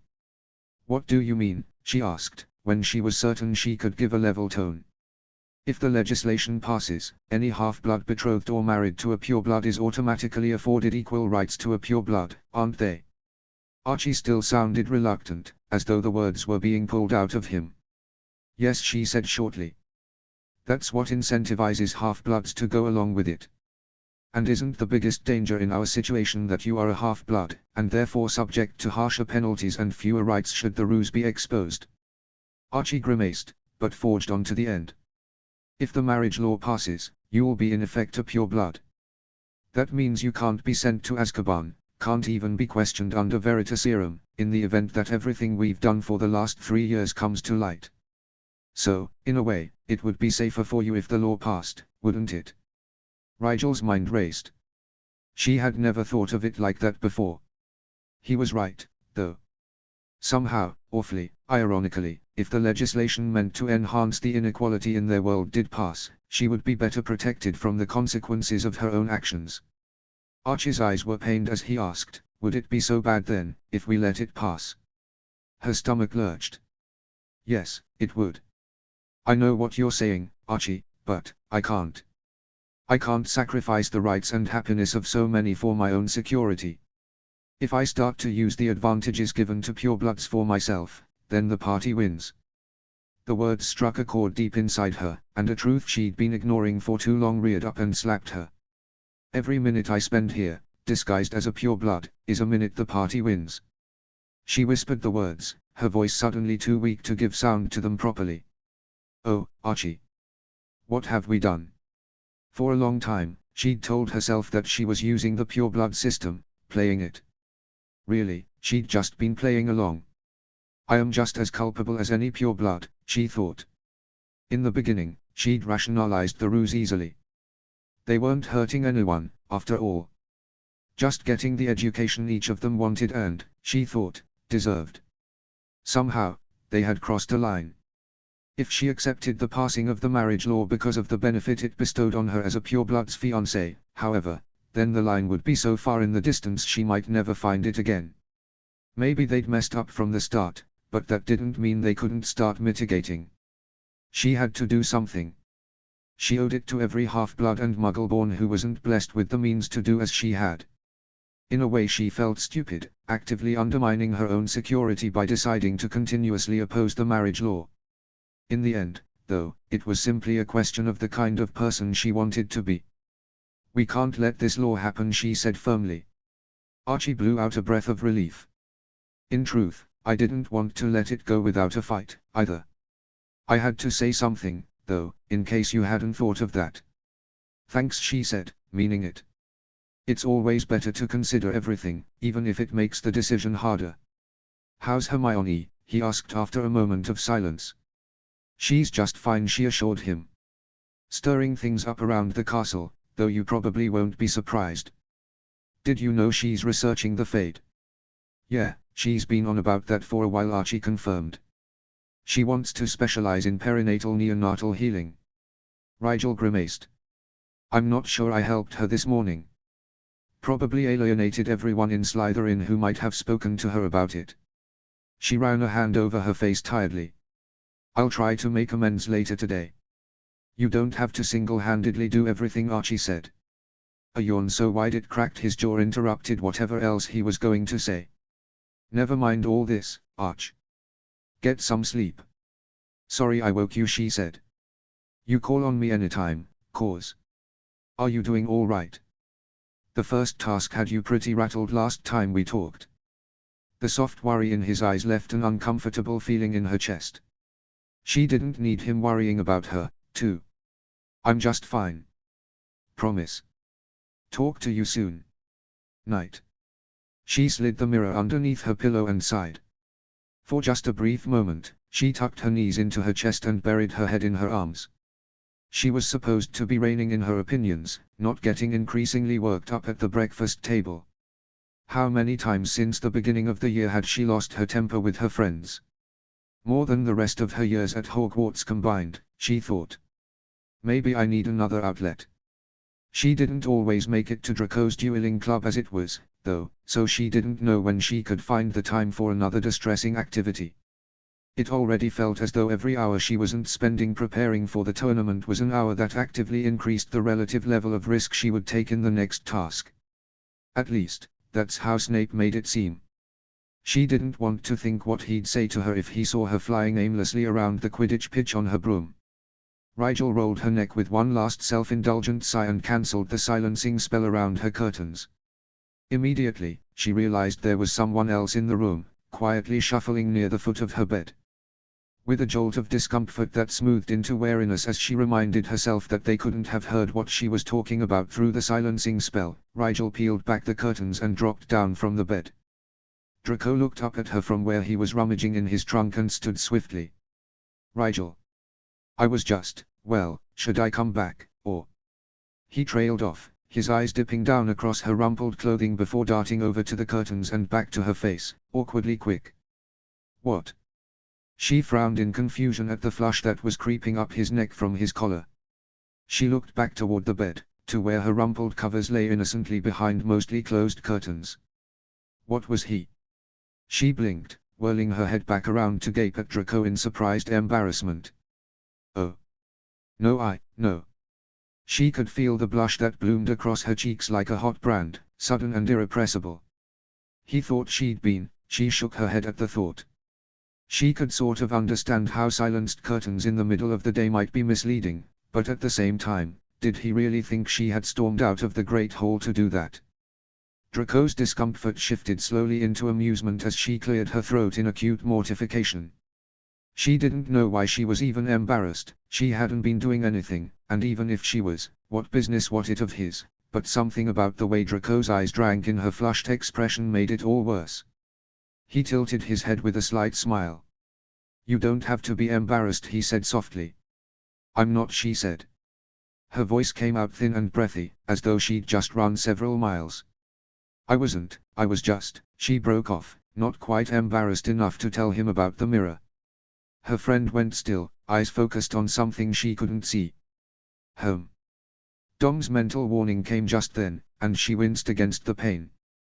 No kidding, she grumbled internally, belatedly called up her occlumency as Draco openly scrutinized her emotions. Stop reading me, she said, scowling. There's nothing there. I wouldn't say nothing. He chuckled, eyes skating across her still-present flush. He lifted a hand to her cheek, almost absently touching the heat there. When had he moved so close? The feel of his fingers against her face summoned more warmth from her stomach, and she inhaled sharply. Knocked from whatever trance had momentarily taken hold of her, Rigel whirled away to grab her book bag. I have to go, Brew, she lied, keeping her head determinedly down, eyes fixed anywhere but into Draco's stormy grey. Rigel, wait. Draco called after her as she darted for the door, but she kept going. She knew if she made it to the common room, he wouldn't make a scene. If he was even going to. She didn't know what to make of him at the moment. He wasn't, was he? First Leo, now Draco. No, she thought stubbornly, shaking her head to rid it of such a ridiculous thought. Draco had never indicated any of that sort of interest in Rigel. He was probably just poking fun at her embarrassment. Even knowing that, her cheeks didn't cool until she was safely cloistered in her lab. She pushed the odd encounter forcefully from her mind. She'd rather think about how phoenix tears might be used as an amplifying ingredient in potent healing potions. In fact, she might have to think about that all morning and most of the afternoon. -0. HP. -0. That evening, Rigel finally got around to the genealogy section of the library. She still felt there was something off about Riddle. It was time to arm herself with facts. It only took a few hours to confirm what she'd already deduced: there were no wizarding records of a Riddle family in Britain. Since she'd never heard anyone suggest Riddle might be foreign, she turned her attention to the one thing she knew for certain about the man. Riddle was a Parselmouth. If she assumed that he'd come by the gift honestly, then he must have a connection to the Peveril family somewhere, just as she did through the Potters. The Peverils were an old family, but theirs was a tree twisted with tragedy, and there weren't actually many branches left by the 20th century. The Peverils were entirely extinct in the male line. The only two families with noted connections in at home from the end of the 19th century were the Potters and the Gaunts. She'd never heard of the House of Gaunt. They weren't mentioned at all in the most recent editions of the books of gold, silver, and bronze. Had they died out in the last century? Or was there some other reason the family had faded into obscurity? Frustrated by the dead end, Rigel tried tracing Slytherin House instead, since so many of Riddle's followers were convinced he held some secret claim to that lordship. Slytherin's line was descendant from the Peverils maternally, which was how the famous wizard had been blessed with the serpent tongue, but Parseltongue alone couldn't prove the relation in Rigel's eyes. Not when she knew the Peverils had left non-Slytherin branches as well. Riddle couldn't claim that lordship unless he came from Slytherin's male issue. The Hogwarts founder had never been prolific, and it wasn't long before she found the surname Gaunt in his family tree as well. The Gaunts had a double claim to Parseltongue, then. She reluctantly traced the family's tree further, closer and closer to the modern day. The family seemed to split at some point, with Rhiannon Gaunt's daughter journeying to America in the 17th century, where she would go on to found the Ilvermorny School of Witchcraft and Wizardry. That secondary branch never returned to Britain, but the titled branch, which the author of Founder's Legacy, Heirs and Heirlooms had painstakingly traced, went as far as Corvinus Gaunt, who was confirmed a student in the Hogwarts registry in the 18th century. With both Peveril and Slytherin lines dead-ending in the House of Gaunt, it was more than likely Riddle was connected to the family. The only alternative was Riddle coming from an unknown branch on the Potter's side of the Peveril tree. She shuddered at the thought. Rigel stretched out her neck as she began stacking the books she no longer needed for reshelving. It was nearly curfew, but she still had several more books she wanted to check. She cleared away her workspace, found a secluded aisle and, after ensuring that nobody could see her, drew out her invisibility cloak. Hidden from prefects and librarians alike, Rigel found an older version of the Book of Gold, this one from the middle of the 18th century, and there she found Corvinus Gaunt again, this time listed in possession of the lordship of the House of Gaunt. His son was listed below him, and in the next two editions of the Book of Gold, she found his grandson and great-grandson, too. That was where the line seemed to end, however. The Hogwarts Library didn't have every edition of the Book of Gold, it was published every 5 years, but the genealogy section only had editions marking every 25 years, likely to save space. In 1925, the House of Gaunt was extant in the person of Marvolo Gaunt, but in 1950, the family was dropped from the Book of Gold without explanation. Anything could have happened in those 50 years. The heirs might all have died. The lordship could have been withdrawn for legal reasons or transferred to another family through marriage. Normally, however, the lordship would still be listed in that case, with the transfer made plain. It was odd that the family simply disappeared.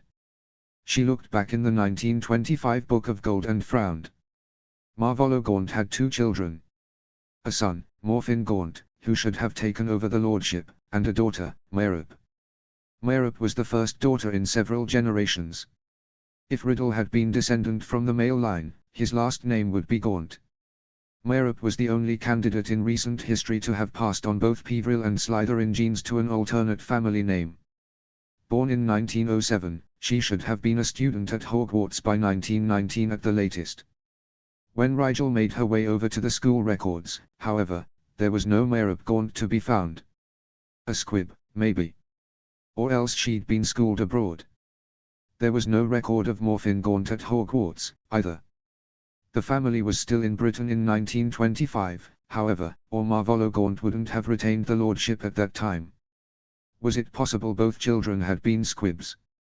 That would certainly disqualify the family from the Book of Gold. It might also explain why Riddle never claimed an open connection to them. He didn't exactly hide it, though, did he? His middle name was Marvolo, she recalled with dawning certainty. She'd looked it up herself in second year. It couldn't be sheer coincidence. She had one last avenue of attack, though she was reluctant to take it. The library kept copies of the Daily Prophet for posterity, but there were so many issues of the paper they were actually nestled in undetectable expansion charms in the relevant stacks.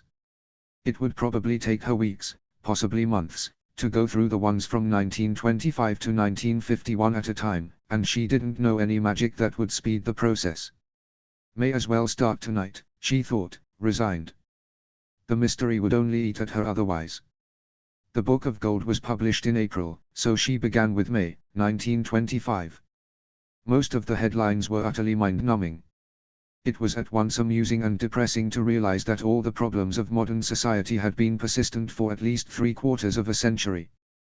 Corruption, crime, and scandal blared up at her from the faded pages, in between routine human interest pieces and Quidditch scores. As the night wore on, she realized it was going to take much longer than a few weeks at the rate she was going. She'd only reached September, 1925, and her eyes had already begun to droop. With a sigh of defeat, she promised herself sleep after finishing the expanded box she was arm-deep in. Then, almost unfathomably, she found it. Father and son sentenced simultaneously. House of Gaunt no more. Her eyes, now wide with alertness, skimmed the article with mounting perturbation.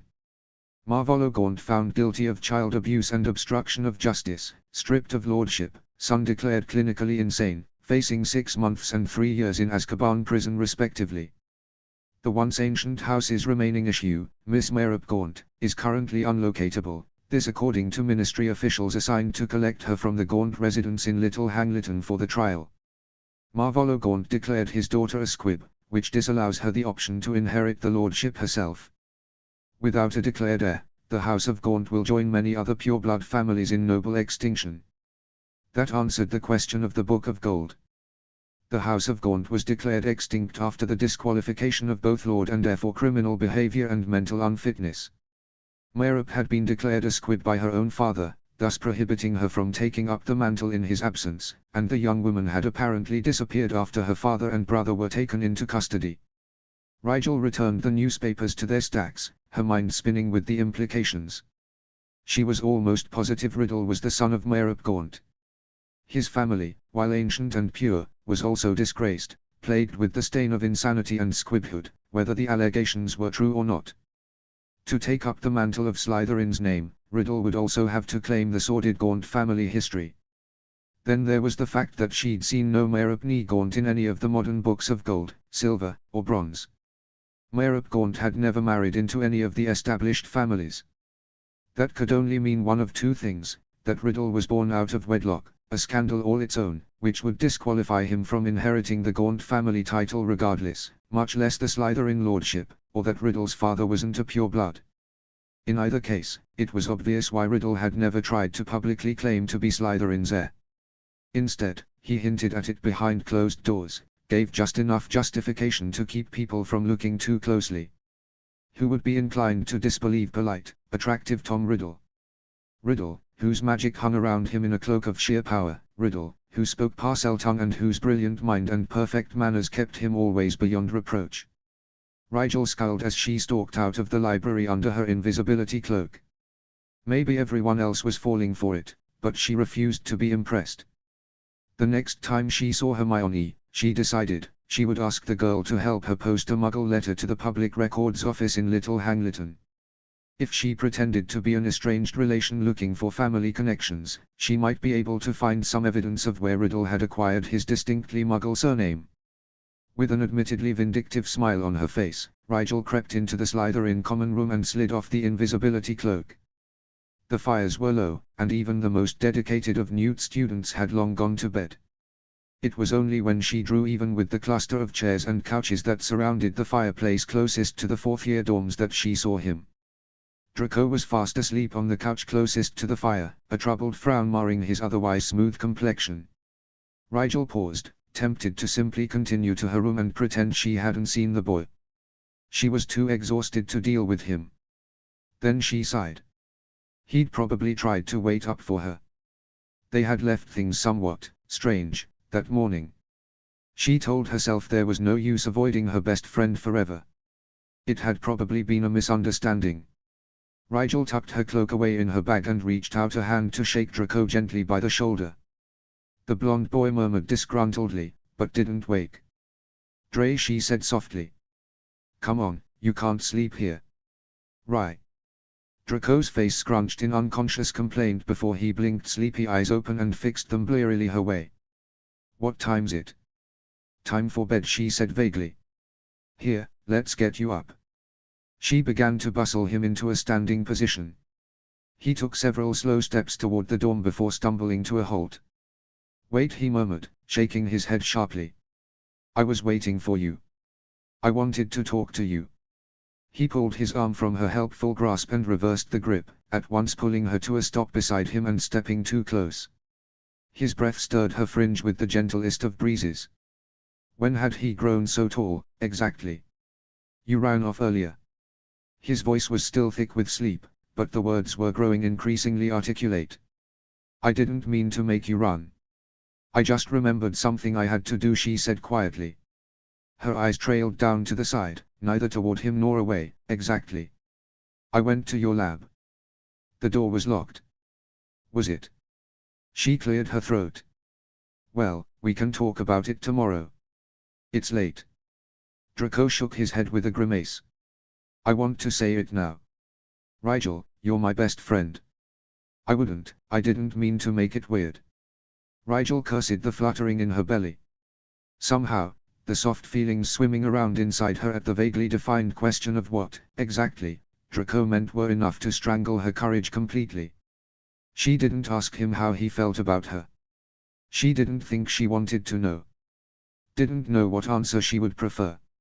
Instead, she stole a glance up at him and said faintly, "Cowardly, it's not weird. We're good."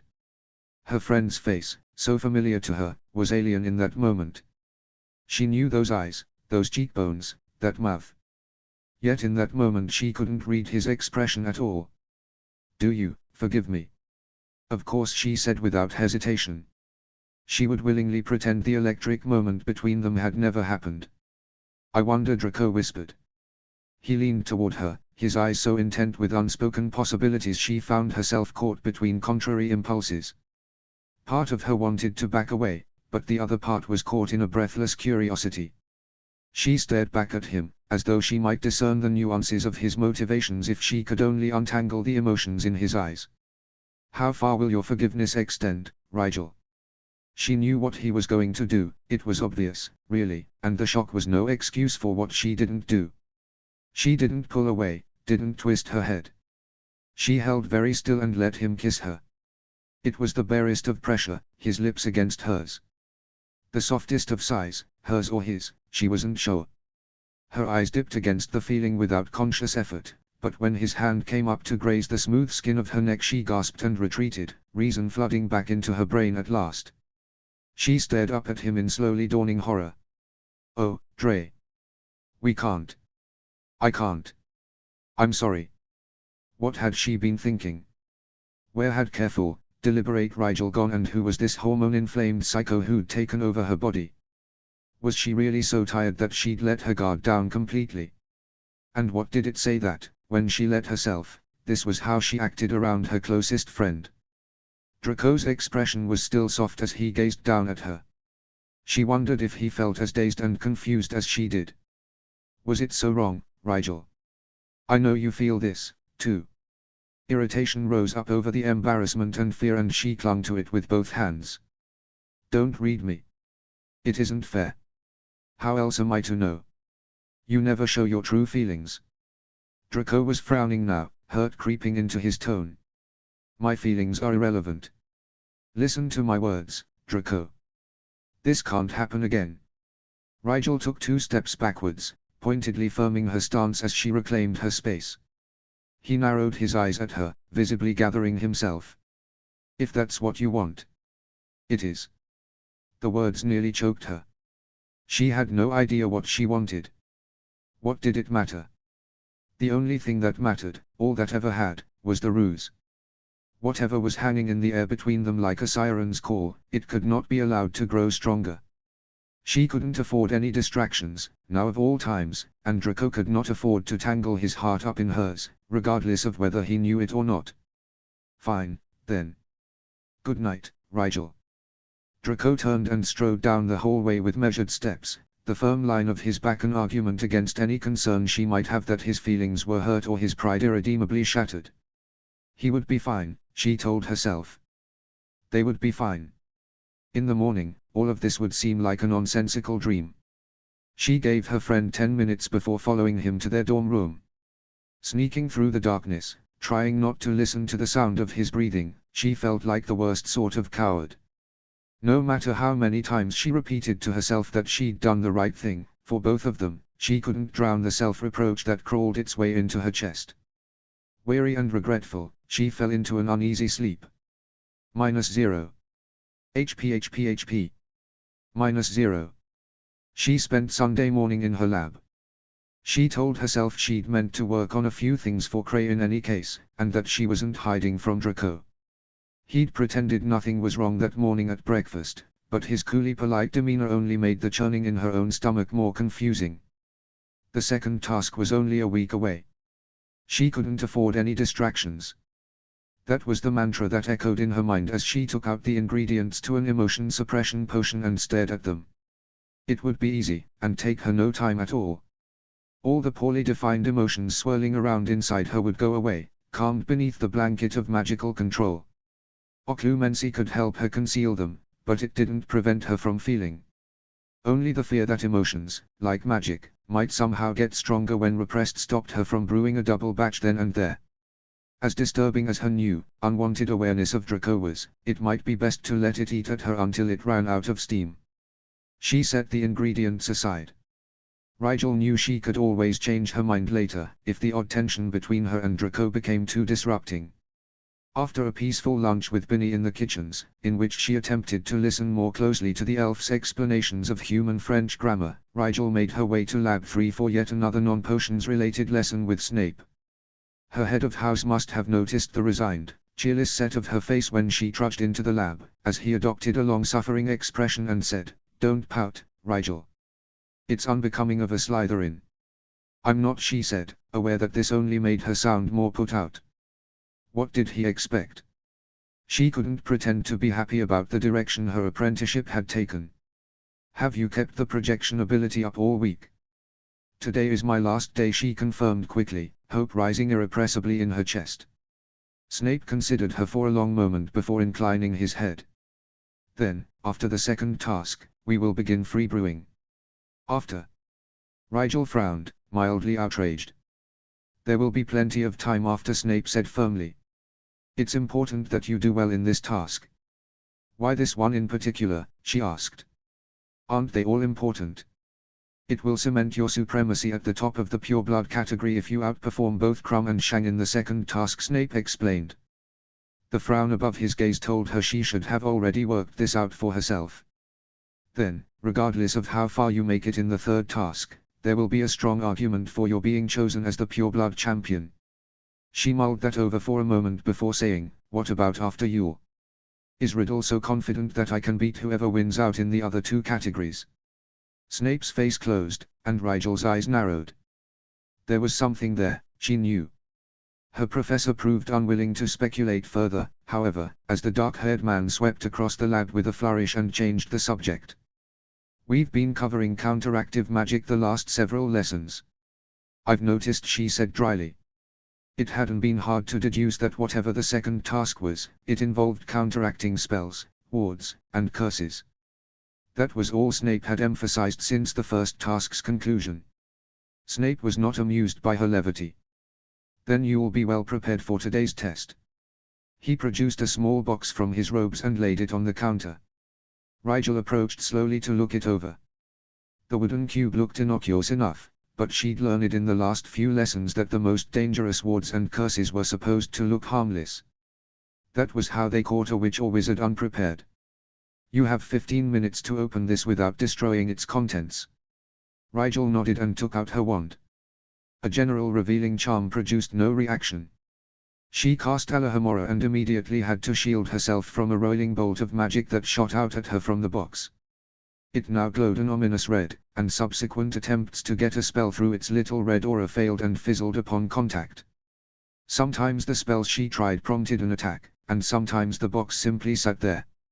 She paused in her casting to consider a different approach. One of the principles Snape had been attempting to teach her was that most protections were focused in certain directions. A ward, Snape said, was often like a bridge. A bridge can withstand an enormous amount of force, from certain directions. Bridges are designed to hold immense weight before collapsing, because carrying weight is what a bridge does, and sometimes a bridge can withstand sudden stress from the side, if the builder was very clever and anticipated storms or earthquakes. Very few bridges, on the other hand, are intended to bear load from below.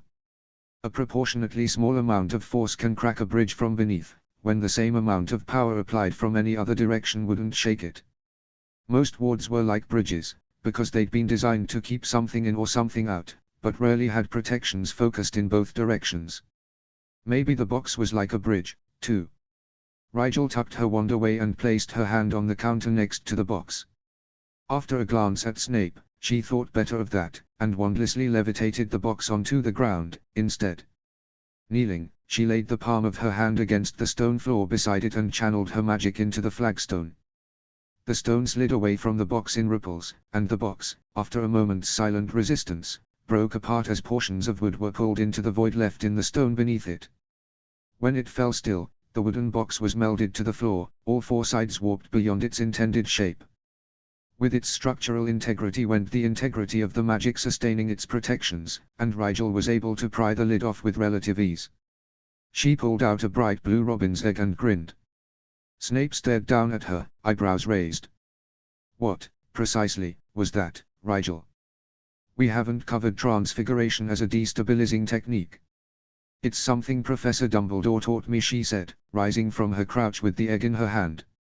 She realized after hefting it that it wasn't a real egg, it was a hollowed shell and light as a feather. Alchemy without runes. Snape's thoughtful gaze slid from the box to Rigel's face. It's a bit like wandless magic, she offered. Instead of the runes there to shape the reaction, you have to guide it with will. The amount of raw magic required in the technique makes it prohibitive to complex reactions, but for simple stuff it's a lot faster than drawing out the runic array. The more runes you omit, though, the more individual shaping intents you have to replace with your own will. He lowered his lids sharply. You mean to say that it requires simultaneously projecting multiple, separate intents in your mind as you cast? She nodded. Exactly. It's kind of tricky to conceptualize, but occlumency helps. I can cast while holding 6 or 7 separate shaping ideas at once, provided they aren't too contradictory. It helps that most runes in a single array will be complementary. Incredible, he breathed. What else can you do with it? Besides fusing adjacent things, I can light a fire, dissolve most substances into particulate matter, and do basic phase shifts, water into ice, that sort of thing. She was pretty proud of how quickly she'd managed to apply the most basic of concepts discussed in Dumbledore's supplementary textbook. It helped that shorthand alchemy was a combination of several other skills she already possessed. In fact, it was sort of like shaped imbuing, only with multiple spells at once. Can you undo it? He asked, eyeing the box again. She winced. Not really. I could separate it from the floor, but the portions of wood that have been melded with the stone won't meld without painstaking arrays. He didn't look terribly pleased that his floor was now marred, but she thought he ought to be glad she had the foresight not to ruin the counter, at least. Snape had her practice several more shorthand alchemical reactions, this time with materials of his choosing, before declaring himself satisfied with her efforts for the day. You promise we'll start free brewing as soon as the second task is over? Rigel checked. She didn't want to leave without confirmation of that much, at least. Her head of house sneered at her, amusement in his black eyes. Do you even remember how to brew? It's been so long since I've supervised you. Perhaps we ought to start with a boil cure, just in case. She glared at him, but then a thought struck her and she frowned. Actually, sir. There is something lately. I've overbrewed a number of potions without meaning to. Does that happen to potioneers as they become more capable? Quite the opposite, Snape said flatly. Have you been imbuing too much magic? She shook her head. Same as always. It's automatic for most potions, now. I haven't had to actually check for a while, but lately when I do check, there's too much magic in the potions, even though I haven't imbued any longer than usual. Snape pressed his lips together in displeasure. Your rate of imbuing should not be noticeably faster, unless, of course, you've been repressing your magic again and it has grown stronger. Rigel shook her head quickly. I haven't. Have you changed your ingredient source? No. Snape evidently did not believe her, as he held out his hand expectantly. Your kit. She pulled it out of her book bag with a sigh. The potions master extracted a few ingredients at random and bent his attention toward them with a scowl. He let them fall to the table almost at once. These are brimming with superfluous magic, Rigel. Where did you get them? The Forbidden Forest. The same apothecaries as always, she told him, utterly bewildered. Snape began to pace the lab, stalking slowly as he turned the problem over in his mind. After a few minutes he stopped and grimaced. You've been practicing your magical awareness with your kit on you. She blinked. Yes, she said slowly. I always have it on me. You think my magic interacted with the ingredients when I projected it out around me? She hoped not. She really didn't want to have to replace everything in her kit. It was countless galleons worth of ingredients. It is likely that you lose small amounts of magic to the air when you practice the sensing technique. Over time, with repeat exposure, the ingredients have been slowly absorbing it. With more potent ingredients than usual, the amount of magic you're used to imbuing will saturate the brew. You're lucky none of these ingredients have become unstable. Snape looked satisfied with the explanation. He raised his eyebrows at her, as though inviting her to challenge him with some other problem. All she could think about, though, was Matthew's Sousa. I lent him the salvia, she muttered in horror.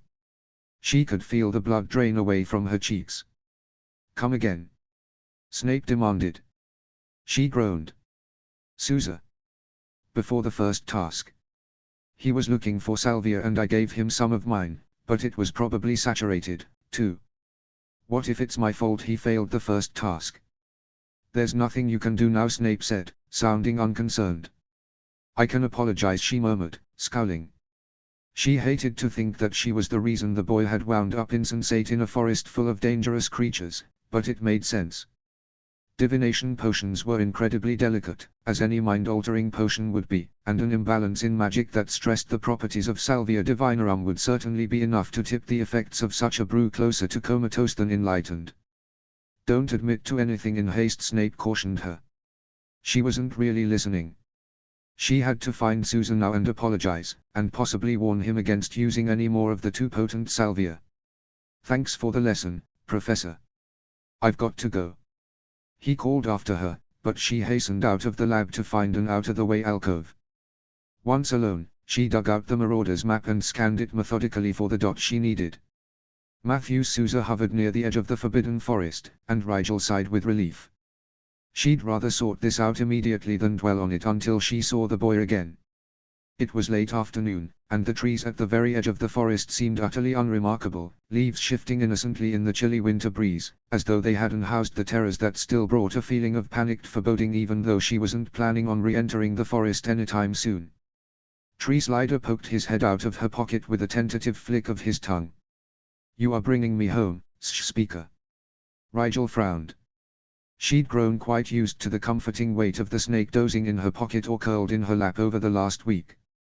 Her professors had all been incredibly lenient with his presence, probably more out of pity than any real desire to tolerate an exception to the rules about acceptable pets, and Rigel had no desire to release the boomslang snake into the wild again when he'd only just woken up from his healing sleep a few days ago. Only if you desire to return. You may stay with me as long as you wish. She put a warming charm on him wordlessly, and told herself she wasn't bribing him to stay with her. A chill wouldn't be good for the cold-blooded creature while he was still on the mend. Tree Slider peered up at her in silent contemplation before retreating into her pocket with a contented hiss. Speaker needs looking after, he added quietly from the depths of her robes. Pleased that he wasn't eager to go back to the forest, Rigel took out the map again and followed the edge of the forest around behind Hagrid's hut, where she found Sousa lying on his belly, his head pillowed in a bed of wild clover.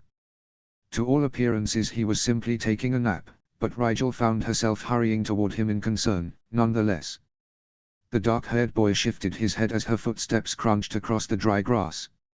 His shaggy hair flopped back to reveal a considering eye that followed her approach curiously. When she stopped a couple feet from his prone form, Sousa let out a gusty sigh and flopped over on his back. "It is the boy with plants in his pocket," he remarked. His arms reached up in an indolent stretch before coming to rest behind his head. "You are come to rain green gifts on me." Rigel grimaced. "I actually came to ask you about the sage I gave you. I think there may have been something wrong with it." "The salvia?" He raised his eyebrows at her. "Good stuff. I didn't guess it so good." "It was oversaturated with magic, I think," she admitted, frowning down at his unconcerned expression. She felt decidedly awkward standing over him while they had a conversation. "It may have made whatever you brewed with it too strong." He nodded slowly. "Good stuff. You have more?" "More." She struggled against the impulse to splutter. "I'm worried I accidentally poisoned you." "I can handle it," he assured her. An amused smile tugged at the edges of his lips. "I make no mistakes in potions." Rigel pressed her lips together. "You never know, Sousa. Maybe you're misusing it somehow. I could look at your recipe if you like."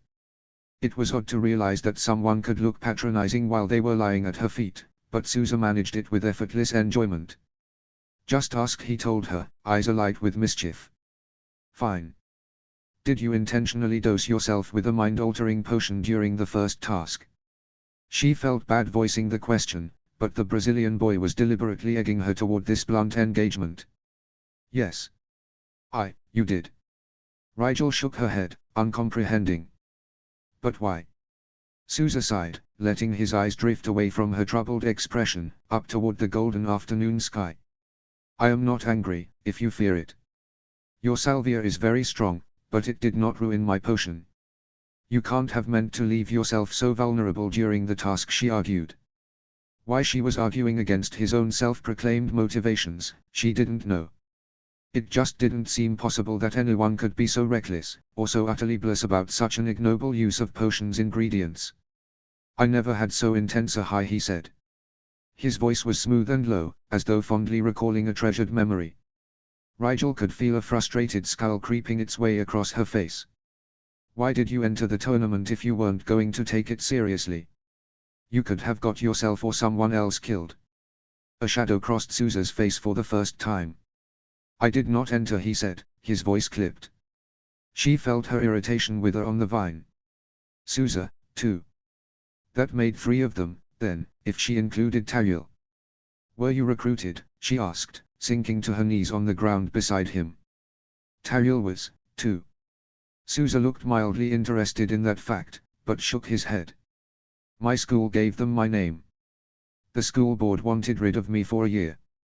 They say if I want to stay enrolled next year, I have no choice." "That's horrid," she murmured.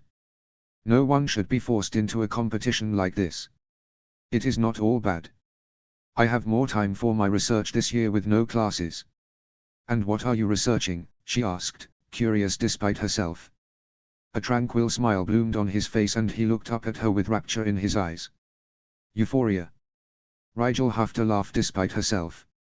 "Right. Well, try not to get yourself killed with my ingredients, Sousa." "Matthews, please," he said cajolingly. "You mean not to give me more salvia?" "Not on your life," she said sweetly. Rigel rose and dusted her knees. "Good luck in the next task." "You as well." "Really?" he added at her rueful look. "You make an odd face when you win." "It is funny." She left him to his relaxation and trekked steadily back toward the castle, her thoughts ahwhirl. How many of them were really in the tournament by choice? Rigel had her own reasons for participating, of course. Tariel was grateful to be here, but hadn't sought it out. Sousa had been entered as a way to foist him away from Castelabruxo for a year. Delacour had hinted that her headmistress strongly influenced her decision to participate, and Shang had as much as admitted that she was there as a junior diplomat, tasked to raise awareness of the power and skill of the Middle Kingdom's magical community. That left Krum, Antiope, Owens, and Hermione as the only champions here to compete for themselves. Even Hermione had a bigger reason for competing, though. She wanted to prove to the world that Muggleborns should be taken seriously and treated as equals. Rigel had to wonder whether Riddle knew that Sousa had been entered in bad faith.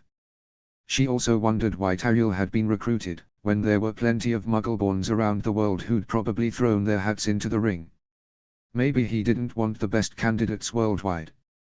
Riddle liked to prove his points on his terms, after all. And I'm helping him do it, she thought morosely. The cloud of self-recrimination had been descending regularly since her mother's letter. She knew she wouldn't be able to live with the guilt if she helped to pass the very legislation she was competing to quash.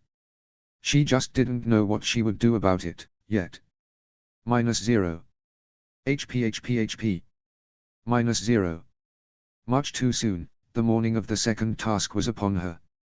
Because Riddle wanted the first 3 tasks completed before Yule, there was just 2 weeks between each of them. Once the final 3 champions were decided, the tasks would be spread more generously over the spring term.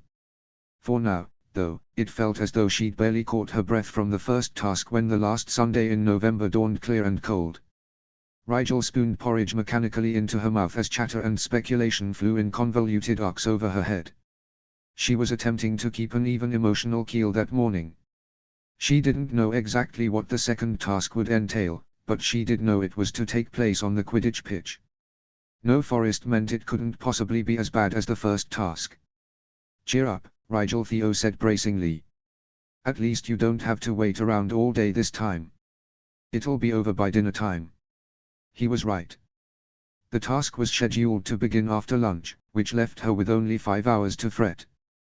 That was nothing, really. The morning post was normally accompanied by a flurry of noise, as students exclaimed over packages from home, admonished owls for nipping bacon off their plates, and generally reveled in the distraction from daily life. That morning, however, the usual roar cut off almost abruptly, choked by shock and fear that was delivered to their tables on indifferent wings. She lifted her head from her bowl as the Slytherins around her grew silent and still. Her eyes met Millicent's across the table, and the solidly built girl's face was drawn with coiled tension. She, Pansy, and Blaze all had copies of the Daily Prophet. "What's happened?" she asked quietly. Eyes dropped to the side and no one offered the paper immediately. Rigel's eyes widened and her breath caught. It wasn't her family. It couldn't be. Seeing the alarm in Rigel's eyes, Pansy leant over and offered the paper with a murmured, "It's no one you know." Only slightly relieved, she took the paper with stiff fingers and flipped it over to read the headline. She didn't even get that far. The snake-eating skull glared up at her in moving black and white. Beneath it, a building lay in ruins. Muggleborn Outreach Centre leveled. In the dark hours of Sunday morning, the London Centre for Muggleborn Outreach, a charitable organisation run by the Dumbledore Foundation, was attacked. Believed to be the work of violent extremists, the collapse of the offices from which dozens of Muggleborns are contacted every year occurred after repeated exposure to fiend-fear irreparably damaged the foundations. As of this printing, 1 woman has been found dead and several others injured in the rubble. The deceased, Arabella Doreen Figg, was a registered squib and long-time employee of the Dumbledore Foundation. She and 3 other magically challenged individuals lived above the outreach center and were caught in the attack as they slept. Errors have contained the scene and obliviators were called upon to modify multiple memories of muggles who witnessed the magical fire in action. A dark arts expert, who wishes to remain nameless, explains that fiend-fear would normally be expected to incinerate much more than the foundations of a single building when unleashed. Either the attackers are very sophisticated users of the dark arts and have exceptional control, or these vigilantes aren't powerful enough to summon full-fledged fiend-fear at all.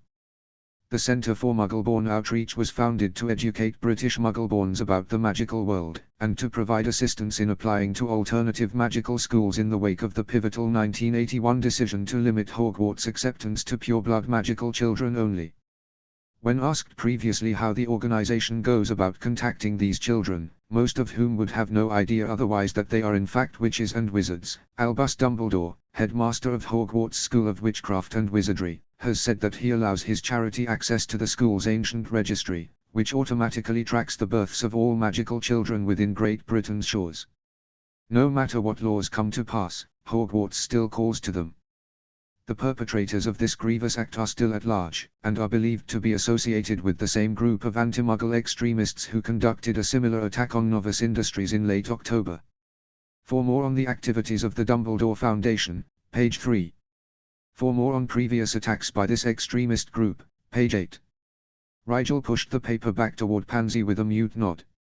She glanced toward the head table and saw that Dumbledore's seat was conspicuously empty. She wondered if he'd known Arabella Figg well. She wasn't going to eat anything else, so she rose from the table and said, "I'll be in the common room." On her way out of the Great Hall, she was waylaid by Professor Snape. "A word, Rigel." She followed him down the hall, out of the way of curious passers-by. "Yes, Professor. The tournament organizers will be inventorying the items carried on a champion's person before the second task," he informed her. "If you've anything you don't want examined, I suggest you leave it in your dorm." "They didn't do that last time," she said, frowning. "Last time you nearly burnt down the forest," Snape drawled. "Did you imagine they'd let you do that twice?" She felt her lips twist in dark amusement. "I suppose not. Thanks for the warning, sir." He inclined his head. "Naturally." The potions master swept off, leaving her to mentally list the things she needed to take out of her bag before heading down to the pitch. It was moments like this she really appreciated being in Slytherin House. None of the other heads of house would stop to think she might have something she didn't want to be discovered if her pockets were unexpectedly turned out. In the end, she removed her invisibility cloak, the Marauder's map, all the correspondence that was tucked into her potions kit, and a number of questionable brews that were still in the experimental stage. She also left behind the mandrake leaves swimming damningly in their vials of spit. There really weren't any innocent explanations for trying to become an animagus without telling anyone. She kept the fire-free Sirius had given her, as well as Lily's dark defense disc and the emergency beacon from her friends. She doubted they'd even notice the last one. The last thing she had to figure out was what to do with Tree Slider. She didn't want him in the task with her. When she brought the lethargic snake out of her pocket in the common room later that morning, Blaise volunteered to keep him for the day. She smiled in genuine gratitude as she transferred the snake to Blaise's waiting arms, with a whispered promise of mice if he behaved. Blaise was the least excitable of her friends, and she told herself that Tree Slider would be fine with him until she could take him back. Rigel had lunch in the kitchens, with only Draco and Pansy to keep her company as she attempted to center herself for the trial ahead. Draco outlined his plan for the next dueling club and Pansy described her latest suitor from the continent in devastating detail. "Why do you let your parents set you up with such buffoons?" Draco asked, wrinkling his nose.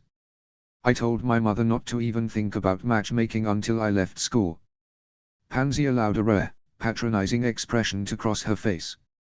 "And when she does, you'll have a dozen offers before you can say I'm a catch. Some of us have to think ahead." "You're a catch, too," he protested. Realizing how that sounded, he added, "I mean, you know what I mean. You're the son of two ancient houses, Drake, your father effectively runs the Ministry of Magic, and most important of all you are under no obligation to marry young." "You shouldn't be either," Rigel said firmly. "Pansy, you have your whole life to marry." "It's not the marriage," Pansy said quietly. "It's the children. You both ought to open your eyes. Pure-blood women have a responsibility to the next generation, and births are becoming more and more difficult. Many believe starting younger and waiting longer between each child is the key to better odds at survival." "What?" Rigel hadn't known that. "When did this idea come about?" "It's relatively recent," Pansy admitted. "I've heard it whispered more than once of late that girls should be getting on with it sooner, rather than later. The point is that I have a pressure to procreate that you boys simply don't. It's not your fault, but it means I have to consider my future now." "That's barbaric," Draco said flatly. "It isn't the Middle Ages. Is there any substantiating evidence for starting younger?" Rigel asked. Pansy shrugged. "I don't think so. People are getting desperate, though. Isn't it strange that there are 6 dorm rooms in our hallway and only 4 are being used?" "What are you saying? The population's declined that much?" Draco frowned, pushing away his kidney pie. "I reckon, there are a lot of families with only a single branch remaining. That's a long-term trend, though," Rigel pointed out. "Pure-blood families by definition can't grow the way other populations do, the pool of potential partners just isn't that large. Eventually, families merge and old names die out. It was fine when families were having at least 2 children, but these days, I think we're reaching a critical point, Pansy said, her eyes tight. No one wants to admit it, but I saw an article in arithmancy today in my father's study this summer. The calculations don't look good for the future of pure-blood society. We need more children. They needed to stop being pure-blood, Rigel thought cynically.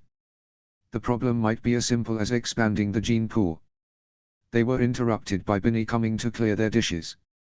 The house elf patted Rigel's arm with a tutting noise as she placed a comically large plate of strawberry tarts in front of Draco. Young sir is being safe today, yes. This tournament is not being worth a wizard's life. Right you are, Binny Pansy concurred. It's on the Quidditch pitch, presumably in full view of the whole school. I don't think it'll be so dangerous, Rigel reasoned. Nevertheless, you will be careful. Pansy's tone was absolute. Rigel nodded with a small smile. She didn't need people worrying about her, but it was sort of nice when they did anyway. -0. HP. -0. With no more time to procrastinate, Rigel changed into her green tournament jersey and laced up her trusty boots. She didn't think she'd need Alden and Edmund's cloak that afternoon. After checking to make sure her wand was in the holster where it belonged, she slipped on the gloves Blaze had given her and let Draco help her into the long fingerless gauntlets. Any idea what it's going to be? Draco murmured as his fingers tightened the laces. She shook her head. Something to do with counterspells. No point wondering now, though. We'll see in a few minutes. His eyes met hers and the close proximity took her mind back to that night, when his eyes had burned so brightly in the firelight and her breath had been so loud in her ears. She stepped back with a closed expression, muttering her thanks for his help. Her bag waited patiently by her bed, and she made a show of double-checking everything inside was as it should be. We really have to get you something better than that satchel, Pansy said from her perch on Draco's bed. It worked just fine in the first task, she said, shrugging unconcernedly. Her friends exchanged a look that said they didn't agree, but didn't press the issue just then. On her way out from the common room, she once again picked up a crowd of students. Her fellow Slytherins escorted her out onto the lawn like some sort of very short honor guard, and only at the entrance to the Quidditch stadium itself did the majority of them break away and make for the stands. She caught a glimpse of something odd set up on the other side of the stands, but Rigel didn't get a chance to look closer before her attention was pulled by Ludo Bagman and Bartimaeus Crouch, who appeared to be standing guard at the stadium entrance. "Mr. Black, if you please," Crouch called, gesturing her closer. She peeled away from the stream of students headed into the stands and walked his way, closely flanked by Draco and Pansy. "The champions are not permitted to go inside just yet. If you will make your way to that tent, you can wait with the others for the event to begin." He checked something off of the clipboard he held and waved her toward a large covered pavilion that was situated out of the way. "Can my friends come?" she asked. "Family only, I'm afraid," Bagman said apologetically. "Not enough room in the tent for all your friends, I dare say." He chuckled grandly, as though a much larger group of people was listening, before snapping his fingers. "Before you go, though, we've got to do a check of the items you want to bring in the stadium." Rigel opened her bag for them, not volunteering information on either the necklace under her jersey or the earring hidden by her hair. Bagman picked out a few potions at random, but he seemed rather overwhelmed by the sheer amount of potions and ingredients inside her magically expanded bag. "You could start an apothecary with all this," he exclaimed. "What do you imagine this task will entail, Mr. Black?" "Rigel always carries that stuff," Draco said, openly amused at her expense. "All of it?" Bagman shook his head in bewilderment. "Why? He likes to be prepared." Pansy smiled serenely into Bagman's uncertain expression. "Right. Well, there doesn't appear to be anything, untoward," the big man said, handing her bag back. "You haven't got any more of those fireworks hidden away, eh?" "Not today," she assured him. "Right then." Crouch broke back in with an impatient wave toward the striped pavilion. Rigel accepted careful hugs from Pansy and Draco and bid them farewell. She was halfway to the tent when something Bagman had said caught up to her brain. Her family would be in the tent. She dug a hand into her bag, hoping she had some left from the year before. With a relieved grin, she produced a small vial of concentrated odor Archie. Holding her breath against the smell, she tipped a bit of the oil onto her fingers and tapped it against her neck and wrists. The moon's pull on Rumus would be weak in the middle of the cycle, but it never hurt to be cautious. That settled, Rigel continued to the covered pavilion and swept through the entrance to find a large, comfortable space that someone had thoughtfully plied with warming charms. Most of the other champions were present, as were a host of other people she didn't recognize. She assumed they were the champions' respective families. Her family was, somewhat predictably, by the refreshment table. Sirius spotted her as soon as she stepped inside. "Pup. Is there a reason you're always the last to arrive?" He handed a plate of fruit off to Lily and hugged Rigel hard. She thanked the double layer of constricting undershirts she wore for letting her sink into it. "Draco and Pansy like to fuss," she murmured into his chest. "How do you feel, Arch? Ready?" Rumus took her by the shoulders when Sirius released her and smiled down at her. His nostrils flared and sympathy crept into his gaze. "Nervous?" "A little," she said, glad he'd mentally supplied a reason for her stench. "I've been practicing hard all you showed me this summer, though, and learning new things with my friends, too. I'm sure whatever happens, I'll get through it." "You're going to do great," James said confidently. His gaze assessed her briefly, and he appeared satisfied with her overall health. "This one won't be as bad as the forest." "You aren't supposed to tell him anything," Lily said half-heartedly. She shoved Sirius' plate back at him and stepped forward to give Rigel a hug of her own. The familiar scent of her mother wafted over her, and it was all Rigel could do to keep her face relaxed against the pang that thrummed through her. "Sirius says you were splendid in the first task. We're so proud, Archie." "Thanks, Aunt Lily," she said. Her voice, or rather, Archie's spell-copied voice, was thick in her throat. "Where's Addie?" she added. "We left her with Alice," James said.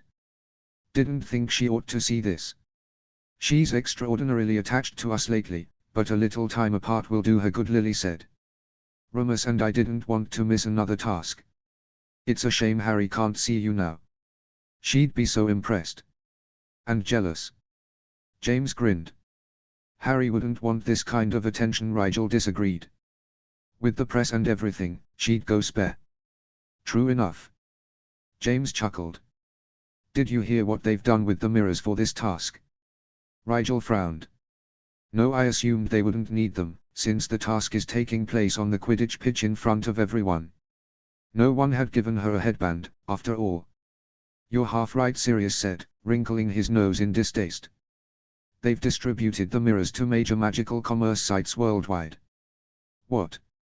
Rigel's eyes widened in dismay. "You're not serious?"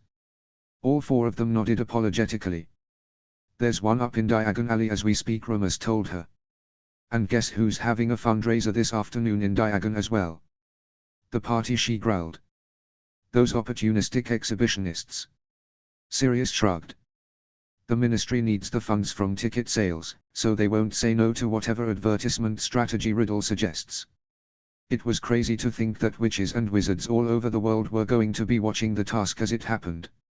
Trust Riddle to milk the tournament for all it was worth. She wondered how it would work. Would a single headband be rigged to all 9 mirrors and kept somewhere with a good vantage point? She felt a moment of pity for Nicholas Flamel, and hoped the famous alchemist hadn't been pressed into personally reconfiguring the mirrors every 2 weeks. Rigel. It was Hermione. Behind her stood a kind-looking couple with Hermione's eyes and chin. "Hi Hermione." "Dad, this is Hermione Granger, in case you don't remember, she's Harry's friend from AIM." "My friend too now, I suppose." Rigel smiled at the girl and she returned it after a startled beat. "Pleased to meet you, Miss Granger," Sirius said. "These must be your parents." "Yes, Mr. Black," she said. A moment later her ears turned pink and she blurted, "Lord, I mean. Sorry." Sirius laughed. "You can call me Sirius, if you want. Leave the Lord stuff to people who give a hippogriff's hoof." "Right, my parents, Wendell and Monica Granger. You remember Harry's parents from the airport, of course."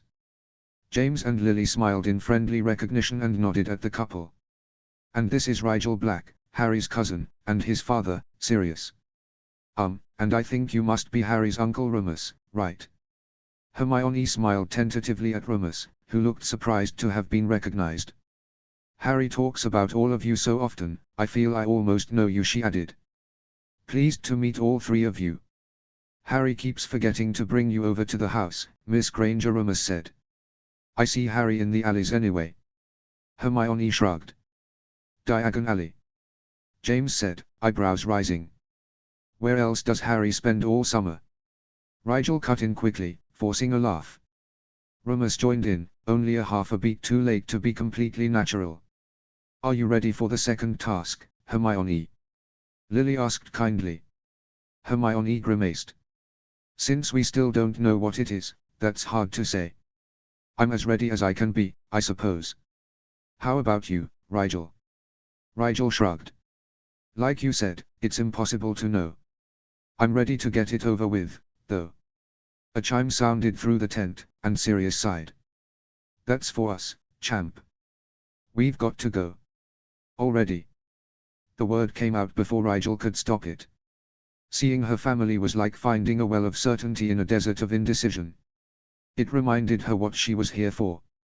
Next time, don't show up at the last minute, Sirius said, ruffling her hair with exasperated fondness. Next time, tell me you're coming ahead of time, she said, mildly indignant. It's not as though anyone ever told her these things were happening. Was there a bulletin board somewhere she hadn't been checking? The adults all gave her words of good luck before slowly making their way toward the tent's entrance. She and Hermione watched them go, and the Muggle-born girl said suddenly, I almost didn't let them come. If they'd seen the last task, I'd be out of this tournament already. Rigel grimaced sympathetically.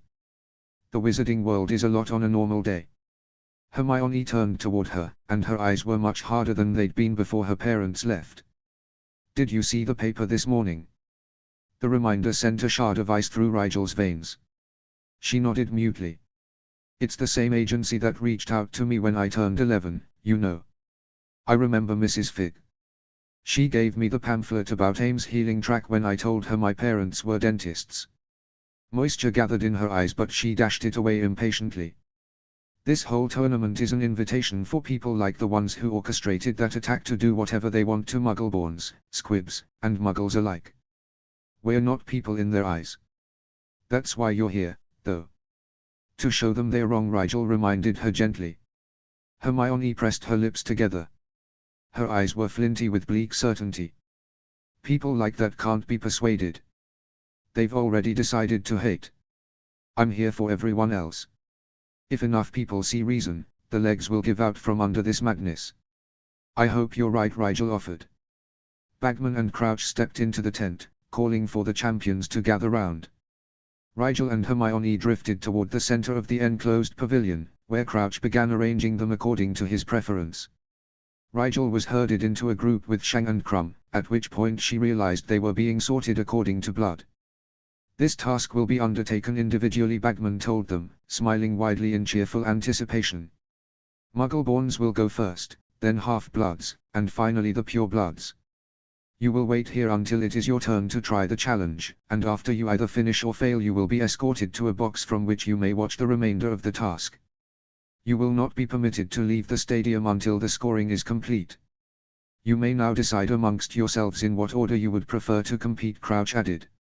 Muggleborns. Hermione's face could have been set in stone, were it not for the fire that burned in her eyes. I'll go first. Tariel shrugged and Owens inclined his head, saying, I'll go second, then. Half-bloods. Crouch looked expectantly at Sousa, Delacour, and Antiope. None of them looked well pleased at the manner in which he had referred to them. Antiope stuck out her chin and said, I will lead our group. Zenmi, Delacour said quickly. She looked at Sousa as though daring him to argue, but the Brazilian only smiled disinterestedly. And, our purebloods? Crouch prompted. Rigel opened her mouth to volunteer, but Crumb cut her off. You've won the last task. You should go last. She wasn't sure how that followed, but Shang's blank face didn't give her any clue as to whether she agreed or not. Excellent idea, Mr. Crumb, Bagman said, clapping his hands together. More dramatic that way, eh? Rigel was certain that hadn't been Crumb's train of thought. The scowling boy grunted. I will go first, then. Shang inclined her head. I agree.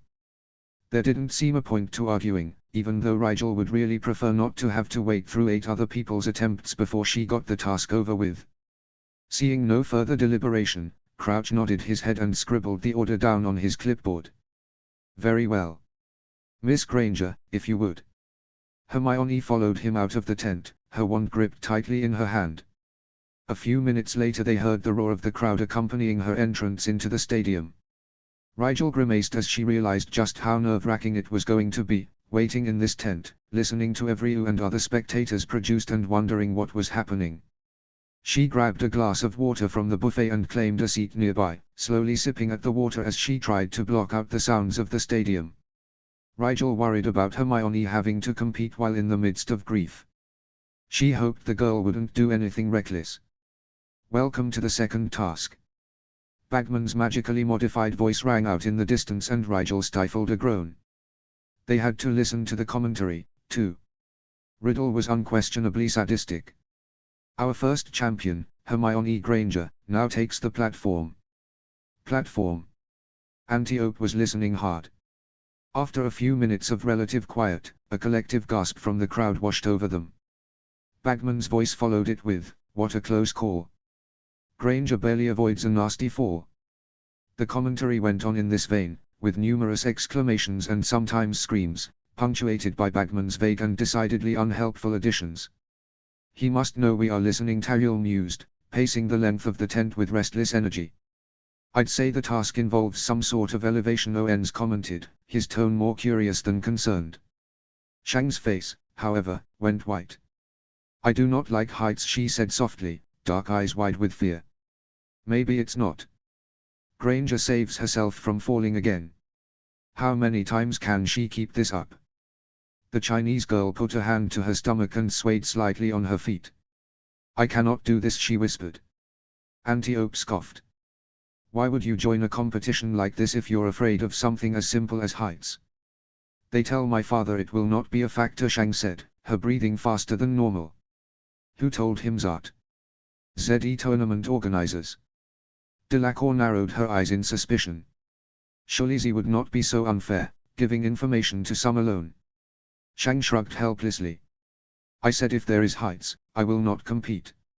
If they lied about it, then the information wasn't meant to help her," Crumb said. He exchanged a look with Delacour that was hard for Rigel to interpret. They seemed to be in agreement over something. "What are you saying?" "That someone doesn't want Shang here to win." "I thought everyone wanted you purebloods to win," Antiope said sharply.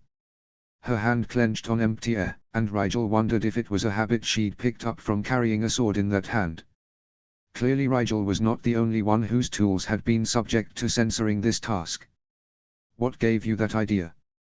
Rigel asked, genuinely curious to see whether the girl had worked it out. Antiope shot her a scathing look.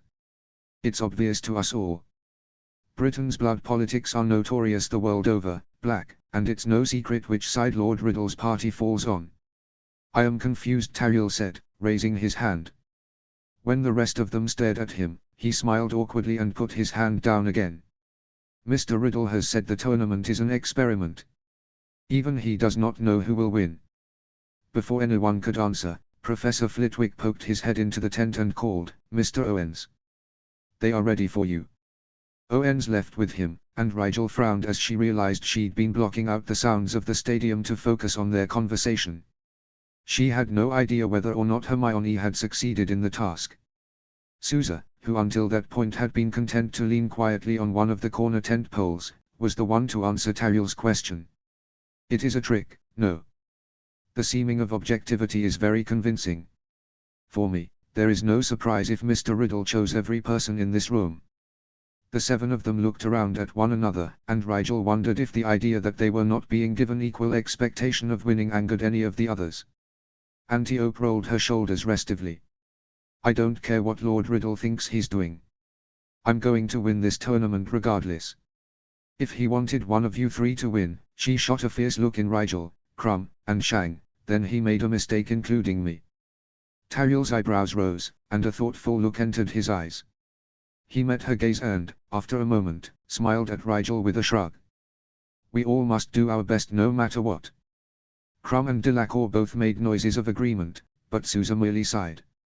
Rigel noticed Shang was still on the verge of an anxiety attack, and pulled her shrunken bag from her pocket to look through it. She produced a calming draught, one of several she'd rebrewed after learning that her ingredients were oversaturated. Here she said, pressing it into the girl's hands. It's a calming draught. Shang's face showed no sign of recognition, and she supposed they had some other name for it in China. Perhaps they even used a different brew altogether for the same effect. It will reduce your fear, she explained. Shang frowned at the vial mistrustfully, taking it gingerly into her hands and attempting to examine it carefully. Her hands shook so badly, though, that she clenched her eyes shut in frustration and said, "Sorry. You can open, please." Rigel uncorked the vial for her, and the black-haired girl tipped it back. After only a few moments, a look of peaceful relief smoothed the lines of tension from her face. "Thank you," Shang said, surprise in her voice. Rigel wondered if she'd honestly expected her to poison her. Then she wondered how bad Shang's fear must be, that the girl had accepted the risk anyway for a chance at relief. Owens finished surprisingly quickly, with Bagmans shouted, "That time will be tough to beat," signaling the end of his run. Professor Sinistra collected Tariel shortly after, and Rigel once again attempted to block out the sounds of the stadium. Frustrated by every gasp and groan echoing out of the pitch, Rigel finally turned to Shang and said, "Will you wake me when you go?" Shang nodded, looking puzzled, and Rigel settled herself in a corner of the tent and sank into her mindscape, where the howling of her mind's wind greeted her. All other sound was washed away in its wake, and Rigel felt something approaching relaxation creep into her. As she willed herself into the cozy cabin-like interior of her once icy mountain, Rigel caught Dom in the midst of weaving what appeared to be a tapestry out of pure magic. It was only just begun, too early to guess what the overall design would be. The construct looked over as she materialized and said, "If it isn't my gracious hostess. To what do I owe the pleasure?"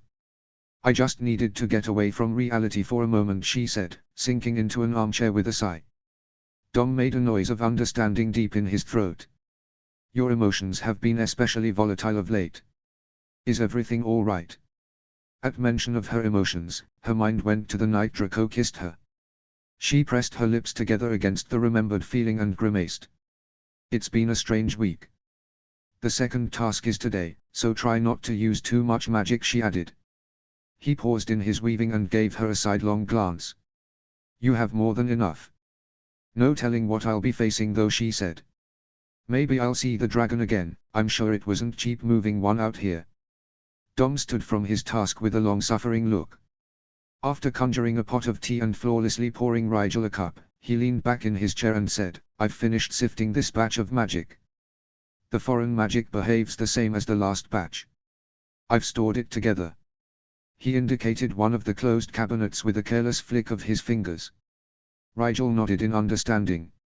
"Remind me after the task, and I'll get you another batch. Thanks for doing this, Dom. It takes a lot off my mind." "You should still be concerned with its purpose," he said sternly. There was something about the smile he tried to hide behind his teacup that told her he was pleased with her gratitude, however. "I'll worry about it later," she mumbled, sinking deeper into her seat. He nudged the second teacup toward her and she took it. Her eyes traced the surprisingly detailed pattern on the china. "Was Pettigrew really the first English wizard you possessed?" "Possession is an inexact word for it," Dom said, fingering his own teacup idly. "Peter invited me into his mind, and in return I provided him power beyond anything he'd ever been capable of. To your question, however, yes. I was created in Egypt, at least, I was given conscious form there. I don't know where the stone I inhabited was originally found. I ruled through various pharaohs, until I was betrayed and entombed for upwards of 2,000 years. Then Peter came for me." There was a faraway look on his face as he added, "I don't mourn his failure, but I am not ungrateful for his hand in my destiny. Anyone would be glad to be free, after such a long imprisonment." Rigel was surprised the jewel had retained any semblance of sanity. Looked at it like that, Dom's implacable rage and entitlement was almost understandable. She wondered whether it was even fair to judge the magical construct by human standards. After considering how much time he'd spent leeching knowledge from human minds and using that power to influence the world around him, however, she thought he probably ought to be held to some standards for a change. Dom's eyelids fell to half-mast as he regarded her carefully. I wasn't referring to my relocation from Egypt. I am indebted to Peter for bringing me to you, Harriet. Rigel blinked. She couldn't help but feel somewhat incredulous. I bound you to my mindscape, Dom. I took away any chance you had at ever ruling again. You gave me a form of my own, Dom said quietly, staring down into his teacup. You gave me a name. Those seemed like small things to her, in comparison with an eternity of power. If it gave him a sense of peace with his situation, though, she wasn't going to discourage his existential development. I appreciate your presence here more than I thought I would, Rigel admitted after a moment of contemplation. Once she'd said it out loud, she couldn't quell the cynical thought that perhaps that had been Dom's intention, and the reason he'd been so cooperative of late. To voice that suspicion wouldn't do her any credit, but she wouldn't forget it, either. A jolt that inexorably came from her physical body shuddered through her, and she put down the teacup and rose. I have to get back, she told him. I'll drop by again soon. Good luck in the task, Dom said, smiling up at her. Try not to die. I always try not to die, she said with false cheer. If her returning smile was a tad brittle, he didn't comment. Rigel allowed her avatar to dematerialize as she followed the tug of the physical realm back toward its source. Tianshang was standing over her, a gentle hand on her shoulder. Professor Snape was beside her, his black gaze revealing nothing as he watched Rigel roll her stiff neck. Thanks, Rigel murmured. Good luck, Chang. The Chinese girl grimaced. Thank you.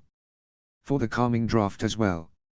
Snape's eyes sharpened with disapproval, but Rigel smiled unrepentantly. Anytime. To Snape she asked, has everyone made it through so far? No. Mr. Zahai was knocked from the course, and Antiope failed to counter the final challenge. Snape turned his attention to Shang, saying, if you're ready. They left, and Rigel was alone in the tent. She began to stretch slowly, starting with her shoulders, and by the time she'd made it to her ankles, Bagman's voice boomed out. Shang takes a spill. It's all over for our second pureblood folks. Rigel winced. That didn't sound good. Just what was this task, that 30% of the participants had already failed? It wasn't long before Professor McGonagall stepped into the tent and gestured for Rigel to accompany her. It's time, Mr. Black, she said. Rigel peered up at her as she left the tent behind. Is it going to be bad? She asked. McGonagall's face softened and her lips relaxed from where she'd had them tightly pressed together. It will be a challenge, Mr. Black, but it isn't like the forest. Rigel nodded, letting her gratitude show through her eyes. All right. Thank you. They walked to the stadium entrance, and as Rigel passed beneath the bleachers she caught sight of the task for the first time. It looked like a very strange sort of obstacle course, and it hung suspended in the air, hundreds of feet above her head. There was a square platform on the ground near the entrance to the pitch, and Rigel judged it would lift her up to the course when she stepped onto it. The task itself seemed relatively straightforward, as there was another, much bigger, platform on the far end of the pitch that was, presumably, her goal. Between the two platforms, however, was a maze of narrow pathways, sometimes intersecting, sometimes continuing uninterrupted for long stretches. She could see no obvious obstacles along the network of paths, but she didn't fool herself that balance was the only thing being tested that afternoon. Then she noticed something else. There's no net, she breathed, horror lodging in her throat. There are spells in place to catch anyone who falls, McGonagall assured her. Still, it is not a pleasant experience. She swallowed somewhat shakily. She wasn't afraid of heights per se, but she had no desire to test the catching spells herself. The crowd roared around her when she came into view before the platform. Everyone was so high above her, and she supposed it made sense from a presentation standpoint to have the task elevated so spectators in the high Quidditch stands could better view the excitement. Rigel still suspected that Riddle had done it solely for the added element of fear. Good luck, Mr. Black, McGonagall said, placing a thin hand on her shoulder in a brief squeeze. When you are ready, Ascend the platform. The task is over when you reach the end, fall, or become too injured to continue. Rigel nodded once and stepped forward with a confidence she didn't feel. Remembering her family's warning that her every move was being transmitted to mirrors worldwide, she kept her head high and her expression calm. The starting platform was a slab of stone about the size of a typical doorframe, and no more than a half-foot thick. She stepped to the center of the rectangle and bent her knees in preparation for its movement. Rigel didn't anticipate the speed at which the stone would rise, however, and she found herself forced into a crouch as it ascended with a whoosh. Her stomach felt as though it had been left behind on the grass. When it came to a stop, she stood slowly, taking a deep breath as Bagman's voice rang in her ears. Our last competitor reaches the platform. Let's see if he can beat Owen's time. Rigel could see the course more clearly now, and she realized the paths she'd seen from the ground were actually a series of floating tiles, none quite connected to the next. There was a small chance between every tile for Rigel to misstep and fall. There was only one way off the platform, so she took it, lightly jumping onto the first tile, then the next, steadily making her way toward the first fork in the course. She had just landed on the sixth tile when it disappeared beneath her feet. Rigel plummeted, her heart stopping in that instant of free fall before her fingers caught the edge of the seventh tile and stuck. Her left arm was wrenched painfully as the no-slip spells on her gloves fought against her downward momentum and won. Magic bless Blaze Zabinai, she thought, grimacing with the strain as she swung her right arm up to catch the tile as well. Rigel tried to ignore the screams and shouts of the crowd as she slowly, painfully, pulled her body up enough to get her knee over the edge of the tile, too. With a last heave of effort, she collapsed on the seventh tile and panted, shaking her left arm out gingerly with a scull. That was stupid of her. She had given in to the temptation to move through the task quickly, and naturally it had cost her. She took her feet again quickly, but this time pushed her magical awareness out in front of her, instead of letting it rest relatively near her skin as she'd become unconsciously accustomed. Rigel could project her magical sensitivity a good dozen feet without straining her endurance, and as soon as she focused on it she could feel the magic holding up the course, clinging to every tile. It felt more delicate than was reassuring. It took her a moment to filter the information she was receiving, but when she ignored the magic that was keeping the tiles afloat, she could sense the next trap. 3 tiles down there was a small ball of malignant magic lurking. She took the next 2 steps confidently and stopped, pulling out her wand to cast a revealing charm. It was just a trip jinx, attached to the underside of the tile, but even that simple thing could be dangerous on a course like this. Rather than spend the magic disarming it, she pushed her awareness out to check that the next tile was clear of spells and then leapt forward over the trap tile. Gasps accompanied her jump, but Rigel easily cleared the distance. What a leap! Now she had a choice to make. 2 tiles led in different directions before her, and the innocuous, winding tiles gave no indication of which path would be better. She took the right path, sending her magical awareness out ahead of her, and tried not to feel alarmed when a good number of spectators groaned at her decision. There was something new up ahead. When she got closer to it, she saw a tile that was bright red and she stopped, heeding the warning despite being 2 tiles away. The basic revealing charm told her nothing except the density of magic present. It certainly wasn't a trip jinx. Rigel took her bag out of her pocket and enlarged it before slinging it across her shoulders. She took an empty vial from one of the deep pockets and tossed it forward toward the blue tile. The vial was met with a jet of flame that burst upwards out of the tile. The glass was resistant to heat, so it only blackened a little and fell off the edge of the course. Rigel would probably be able to walk through it if she applied a coat of fire-free. No sense in wasting it, though. Instead, she cast a fortis shield around herself like a bubble. It would hold against even dragon flame for a few seconds. The fire coming out of the tile was nowhere near that strong, and Rigel didn't feel a thing as she once again leapt over the problematic tile. Really, the second task wasn't so bad, she thought as she moved forward once more. With her sensing ability, she was ready for the next 3 traps she encountered, even though only about half of the tiles were color in warning. She supposed they wanted to give the competitors some chance of succeeding, especially against the more dangerous obstacles. Rigel countered one more fire-related trap, a spell that would have bucked her off its tile if she'd stepped on it, and a runic array that tried to blow her off the course with a sharp gust of wind. Then she came to a tile that was acid green. Her trick with an empty potion vial produced no reaction, and she lamented the waste of a good vial as it tumbled sadly to the ground. The revealing charm did provoke a response, however. From the center of the tile sprouted a flower, unnaturally tall and slender, with a single, bright pink bloom. It looked a bit like an anemone, but the center was wrong. A sickly green cluster of something was nestled in the center petals, and she could feel magic trapped there, too. Rigel was torn. She could cut it with a severing charm, but what if that triggered the magic? She tried to vanish the plant, her magic bounced off the petals. Incredulous, she figured she'd have to burn it, and hopefully destabilize whatever the magic was grounded to. She cast Incendio on a spare bit of crumpled parchment from her bag and tossed the small fireball gently toward the black tile. It came to rest at the plant's base, and after a moment caught the flower's stem, spreading quickly toward the head. The fat, pink petals took an eerily long time to burn, though, and Rigel kept her wand at the ready, unnerved. Her suspicions were rewarded when the flower suddenly convulsed and the center exploded outward. Acid greed spores rained down on her, and she jumped back a tile while casting a hasty bubblehead charm. It wasn't fast enough. She felt a burn at the back of her throat and immediately turned her wand on her airways.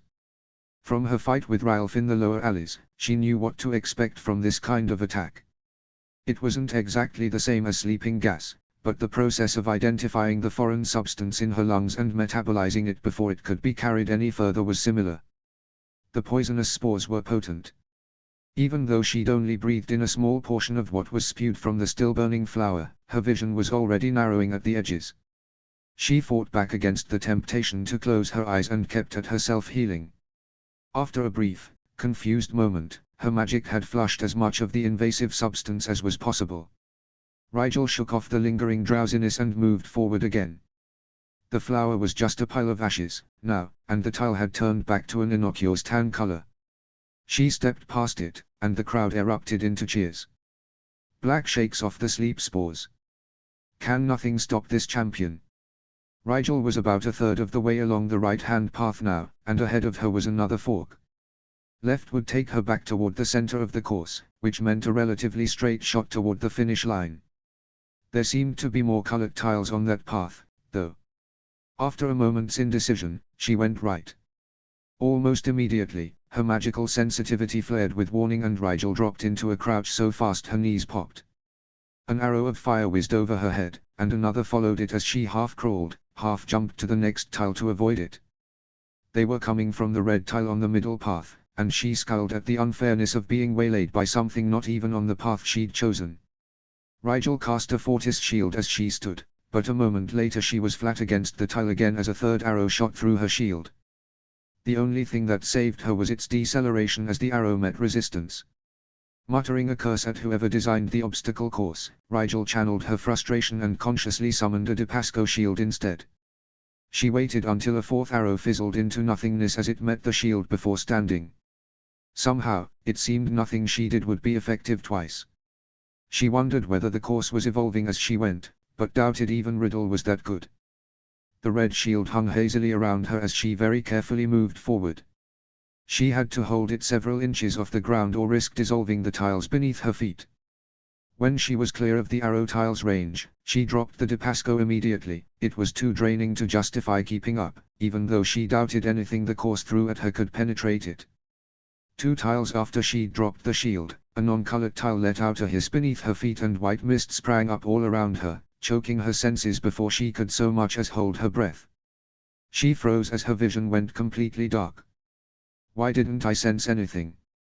She thought, trying and failing to keep her breathing light in response to the utter blackness surrounding her. It must not have been a spell, she reasoned. If it was a potion with a mechanical trigger, the traces of magic in the brew itself were probably too weak to notice amidst the tile's levitation magic. Rigel couldn't detect any poison in her system, and yet, she'd definitely inhaled the mist. Her vision certainly hadn't deserted her of its own accord.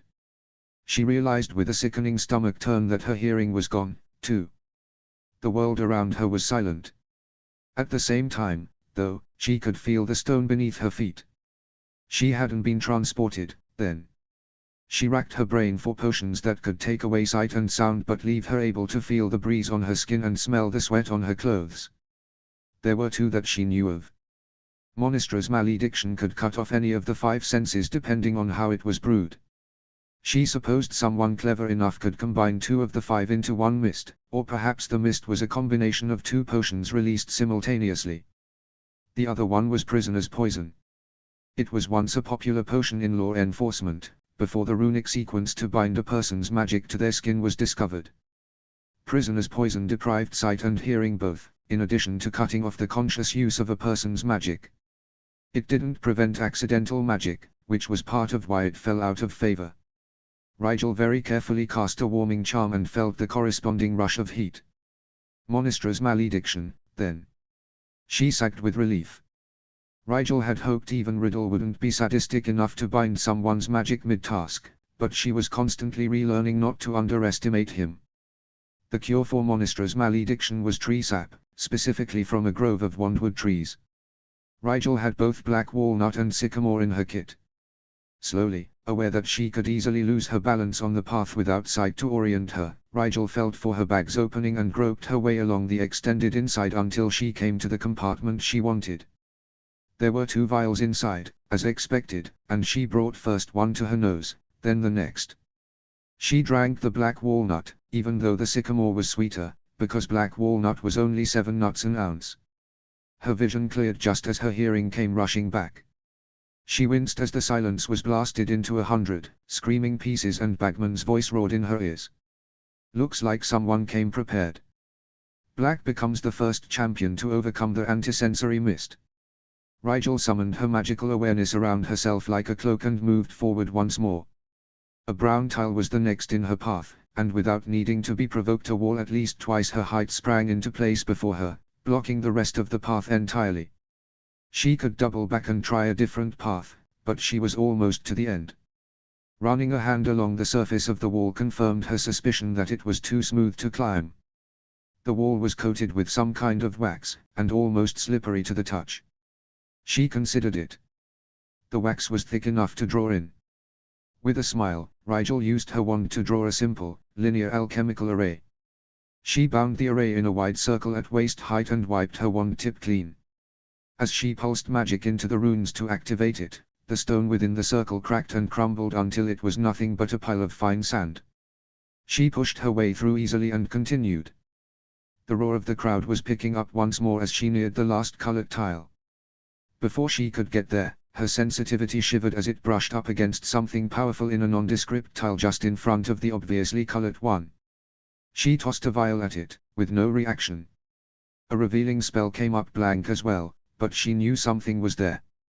Maybe it needed a little more provoking. Instead of wasting magic on a blasting curse, Rigel dug out a handful of dried chimera eyes from deep in her bag. It took only a moment to imbue enough magic into the volatile ingredient. The eyes grew hot in her hand and she flung them forward at the suspicious tile. They exploded on contact, and something huge and metal reared up out of the tile. It was a contraption like a steel shark, and it closed with a sickening snap over the air where Rigel's foot might have been, had she stepped on the tile unwittingly. She couldn't help but be glad that no one else had made it so far down that particular path. Someone could easily have lost a leg in the monstrosity. Now that she could see it, Rigel banished the trap over the edge of the path and watched it fall to the earth with relieved satisfaction. Only one obstacle left, she thought, crossing the remaining tiles and coming to a stop before the last, which was a brilliant violet color. She didn't need to trigger this one at all. A magical barrier shimmered into being between the purple tile and the final platform. Then, a white stone basin rose from within the tile, climbing slowly upward until it was as high as Rigel's chest. There were runes inscribed all along the edge of the basin, and Rigel narrowed her eyes as she deciphered the sequence. It wasn't conveying a terribly complex message, so it only took her a minute to work it out. The barrier would dissolve only when she added the key to the basin. The key was blood. Rigel could feel a cold sweat breaking out over her temple. There was no way she could risk spilling her blood into the basin. What if it somehow tested for blood purity? She shook her head impatiently at the thought. It couldn't, if all the other champions were to have a fair chance at passing the barrier. Still, who knew what would happen to the blood she put into the bowl? What if the organizers saved it for some reason? What if it was analyzed later? The runes specified human blood, not animal, but there was one thing in her potions kit that could help her. She had a vial of Archie's blood. Rigel swallowed hard. She couldn't. Could she? No, she definitely couldn't. Archie had given her that blood willingly, and willingly spilled blood was too dangerous to leave lying around, no matter the circumstances. But what to do? She could turn back, make her way to the last fork in the road and then fight her way forward again through all the obstacles in the center. Even as she considered the course of action seriously, she felt a wave of heat without a source stirring inside of her extremities. The vow would not allow her to turn back. Shite. She needed to think. There had to be another way. Maybe she could overpower the runic barrier, bypass the instructions and somehow dismantle it without triggering any negative effects. Her eyes strayed over to the center tiles, and she wished desperately that she'd taken that path instead. A crazy thought came to her, and Rigel seized it with both hands before the vow could assess her intentions and tell her otherwise. She tossed an empty vial over toward the center path, a distance of some 30 feet, and it scraped against the edge of a tile before tumbling down. Her eyes didn't follow it, however. She'd learned what she needed to, there was no physical barrier between the paths. Rigel produced a modified weightless draft from her bag and downed it with a wicked grin. What is Black doing now? He seems to have given up on the final obstacle completely. She ignored Bagman's incredulity, ignored also the voice in her head telling her this was probably not a good idea, and jumped. The stadium erupted with screams, but Rigel was not falling, she was floating. The modified weightless draft left her lighter than air, and she drifted in a smooth arch toward the center path. It neared, she tried to slow, but her control was less than perfect. She overshot the path and started to descend between the center path and the leftmost path. With a grimace, Rigel pointed her wand at the place she'd meant to land and said, "Accio." The stone tile was anchored to the air with magic, but Rigel was not anchored to anything. There was a reason you weren't supposed to try summoning objects that weighed more than you did. In a vacuum, the lighter object was the one to move. Unless a witch or wizard was grounded with magic, whether consciously or unconsciously, a summoning spell could backfire. Rigel was counting on her spell doing just that. There was a violent tug at her navel and then she was zooming toward the tile. She connected hard and held on with both hands to still her momentum. With the weightless draft still active within her, Rigel had to rely on her non-slip gloves to keep her from floating off the path with every movement. She scrambled forward on her fingertips and toes in an awkward crab shuffle, and was very grateful that there were only 4 tiles between where she landed and the end of the center path. She was so focused on not drifting off into space that she misread what her magical sensitivity was telling her. The final obstacle came not from the blue tile at the end of the path, but from the plain tile just before it. A ward sprang up around Rigel's crouched form, trapping her in a dome of pure magic. Her muscles clenched in surprise that turned to terror as the ward began to shrink steadily inward. Something inside her screamed in vicious protest. Memories of that rotting pit, days of torture and hunger and pain, rose up in her mind like a tidal wave, and the only coherent thought Rigel could produce was never again. She felt a spasm of pain in her head and had the vague impression that Dom was attempting to communicate something, but to no avail. Her magic flooded the bubble around her, pouring from her so fast and in so many directions that Rigel closed her eyes against the intensity of the resulting light. Pressure built, forcing Rigel down onto the hard tile, and when she could press herself no closer to the stone, when the space beneath the ward was so thick with her magic that something, and Rigel was very much afraid it would be her bones, had to give, her magic suddenly found direction. It sharpened, for lack of a better word, against the ward, and the blue barrier burst like an overripe fruit. Magic exploded in all directions, Rigel gasped for air, and the stadium of spectators swelled with a deafening roar. Rigel felt more than saw the spells holding up the path crumple in the wake of her magic. The tile she was on slid sideways and Rigel pushed herself off in a desperate lurch. She shot toward the final platform with more speed than grace, but her hands found purchase before she could bounce off it, and she rode the rapidly destabilizing stone to the ground. She impacted more heavily than was likely intended as the magic animating the platform gave a final death rattle. The jarring change in momentum tried to bounce her weightless form back into the air, but she rolled sideways instead, grasping at the long grass to keep her anchored to the ground. Hard earth and brittle clumps of weeds had never smelled so good. Dimly, she was aware of Bagman's voice ringing through the stadium, of hundreds of people high above her, shouting and cheering her name. She was even aware of the sickening booms that came as tile after tile tumbled to the ground around her. How long until one crashed into her head and finished the job the course had started? A shield sprang into being above her and she twisted her head around to see Snape striding toward her in a walk so fast it was nearly, almost, a run. Her head of house dropped the shield just long enough to grasp Rigel firmly by the wrist, and then he was towing her through the air toward the edge of the stadium, where a set of stairs awaited them. When they were out of immediate danger of being brained to death by falling stones, Snape let the shield fall completely and put his wand away in favor of holding Rigel down with both hands. "How long does this last?" he demanded, his mouth in an unamused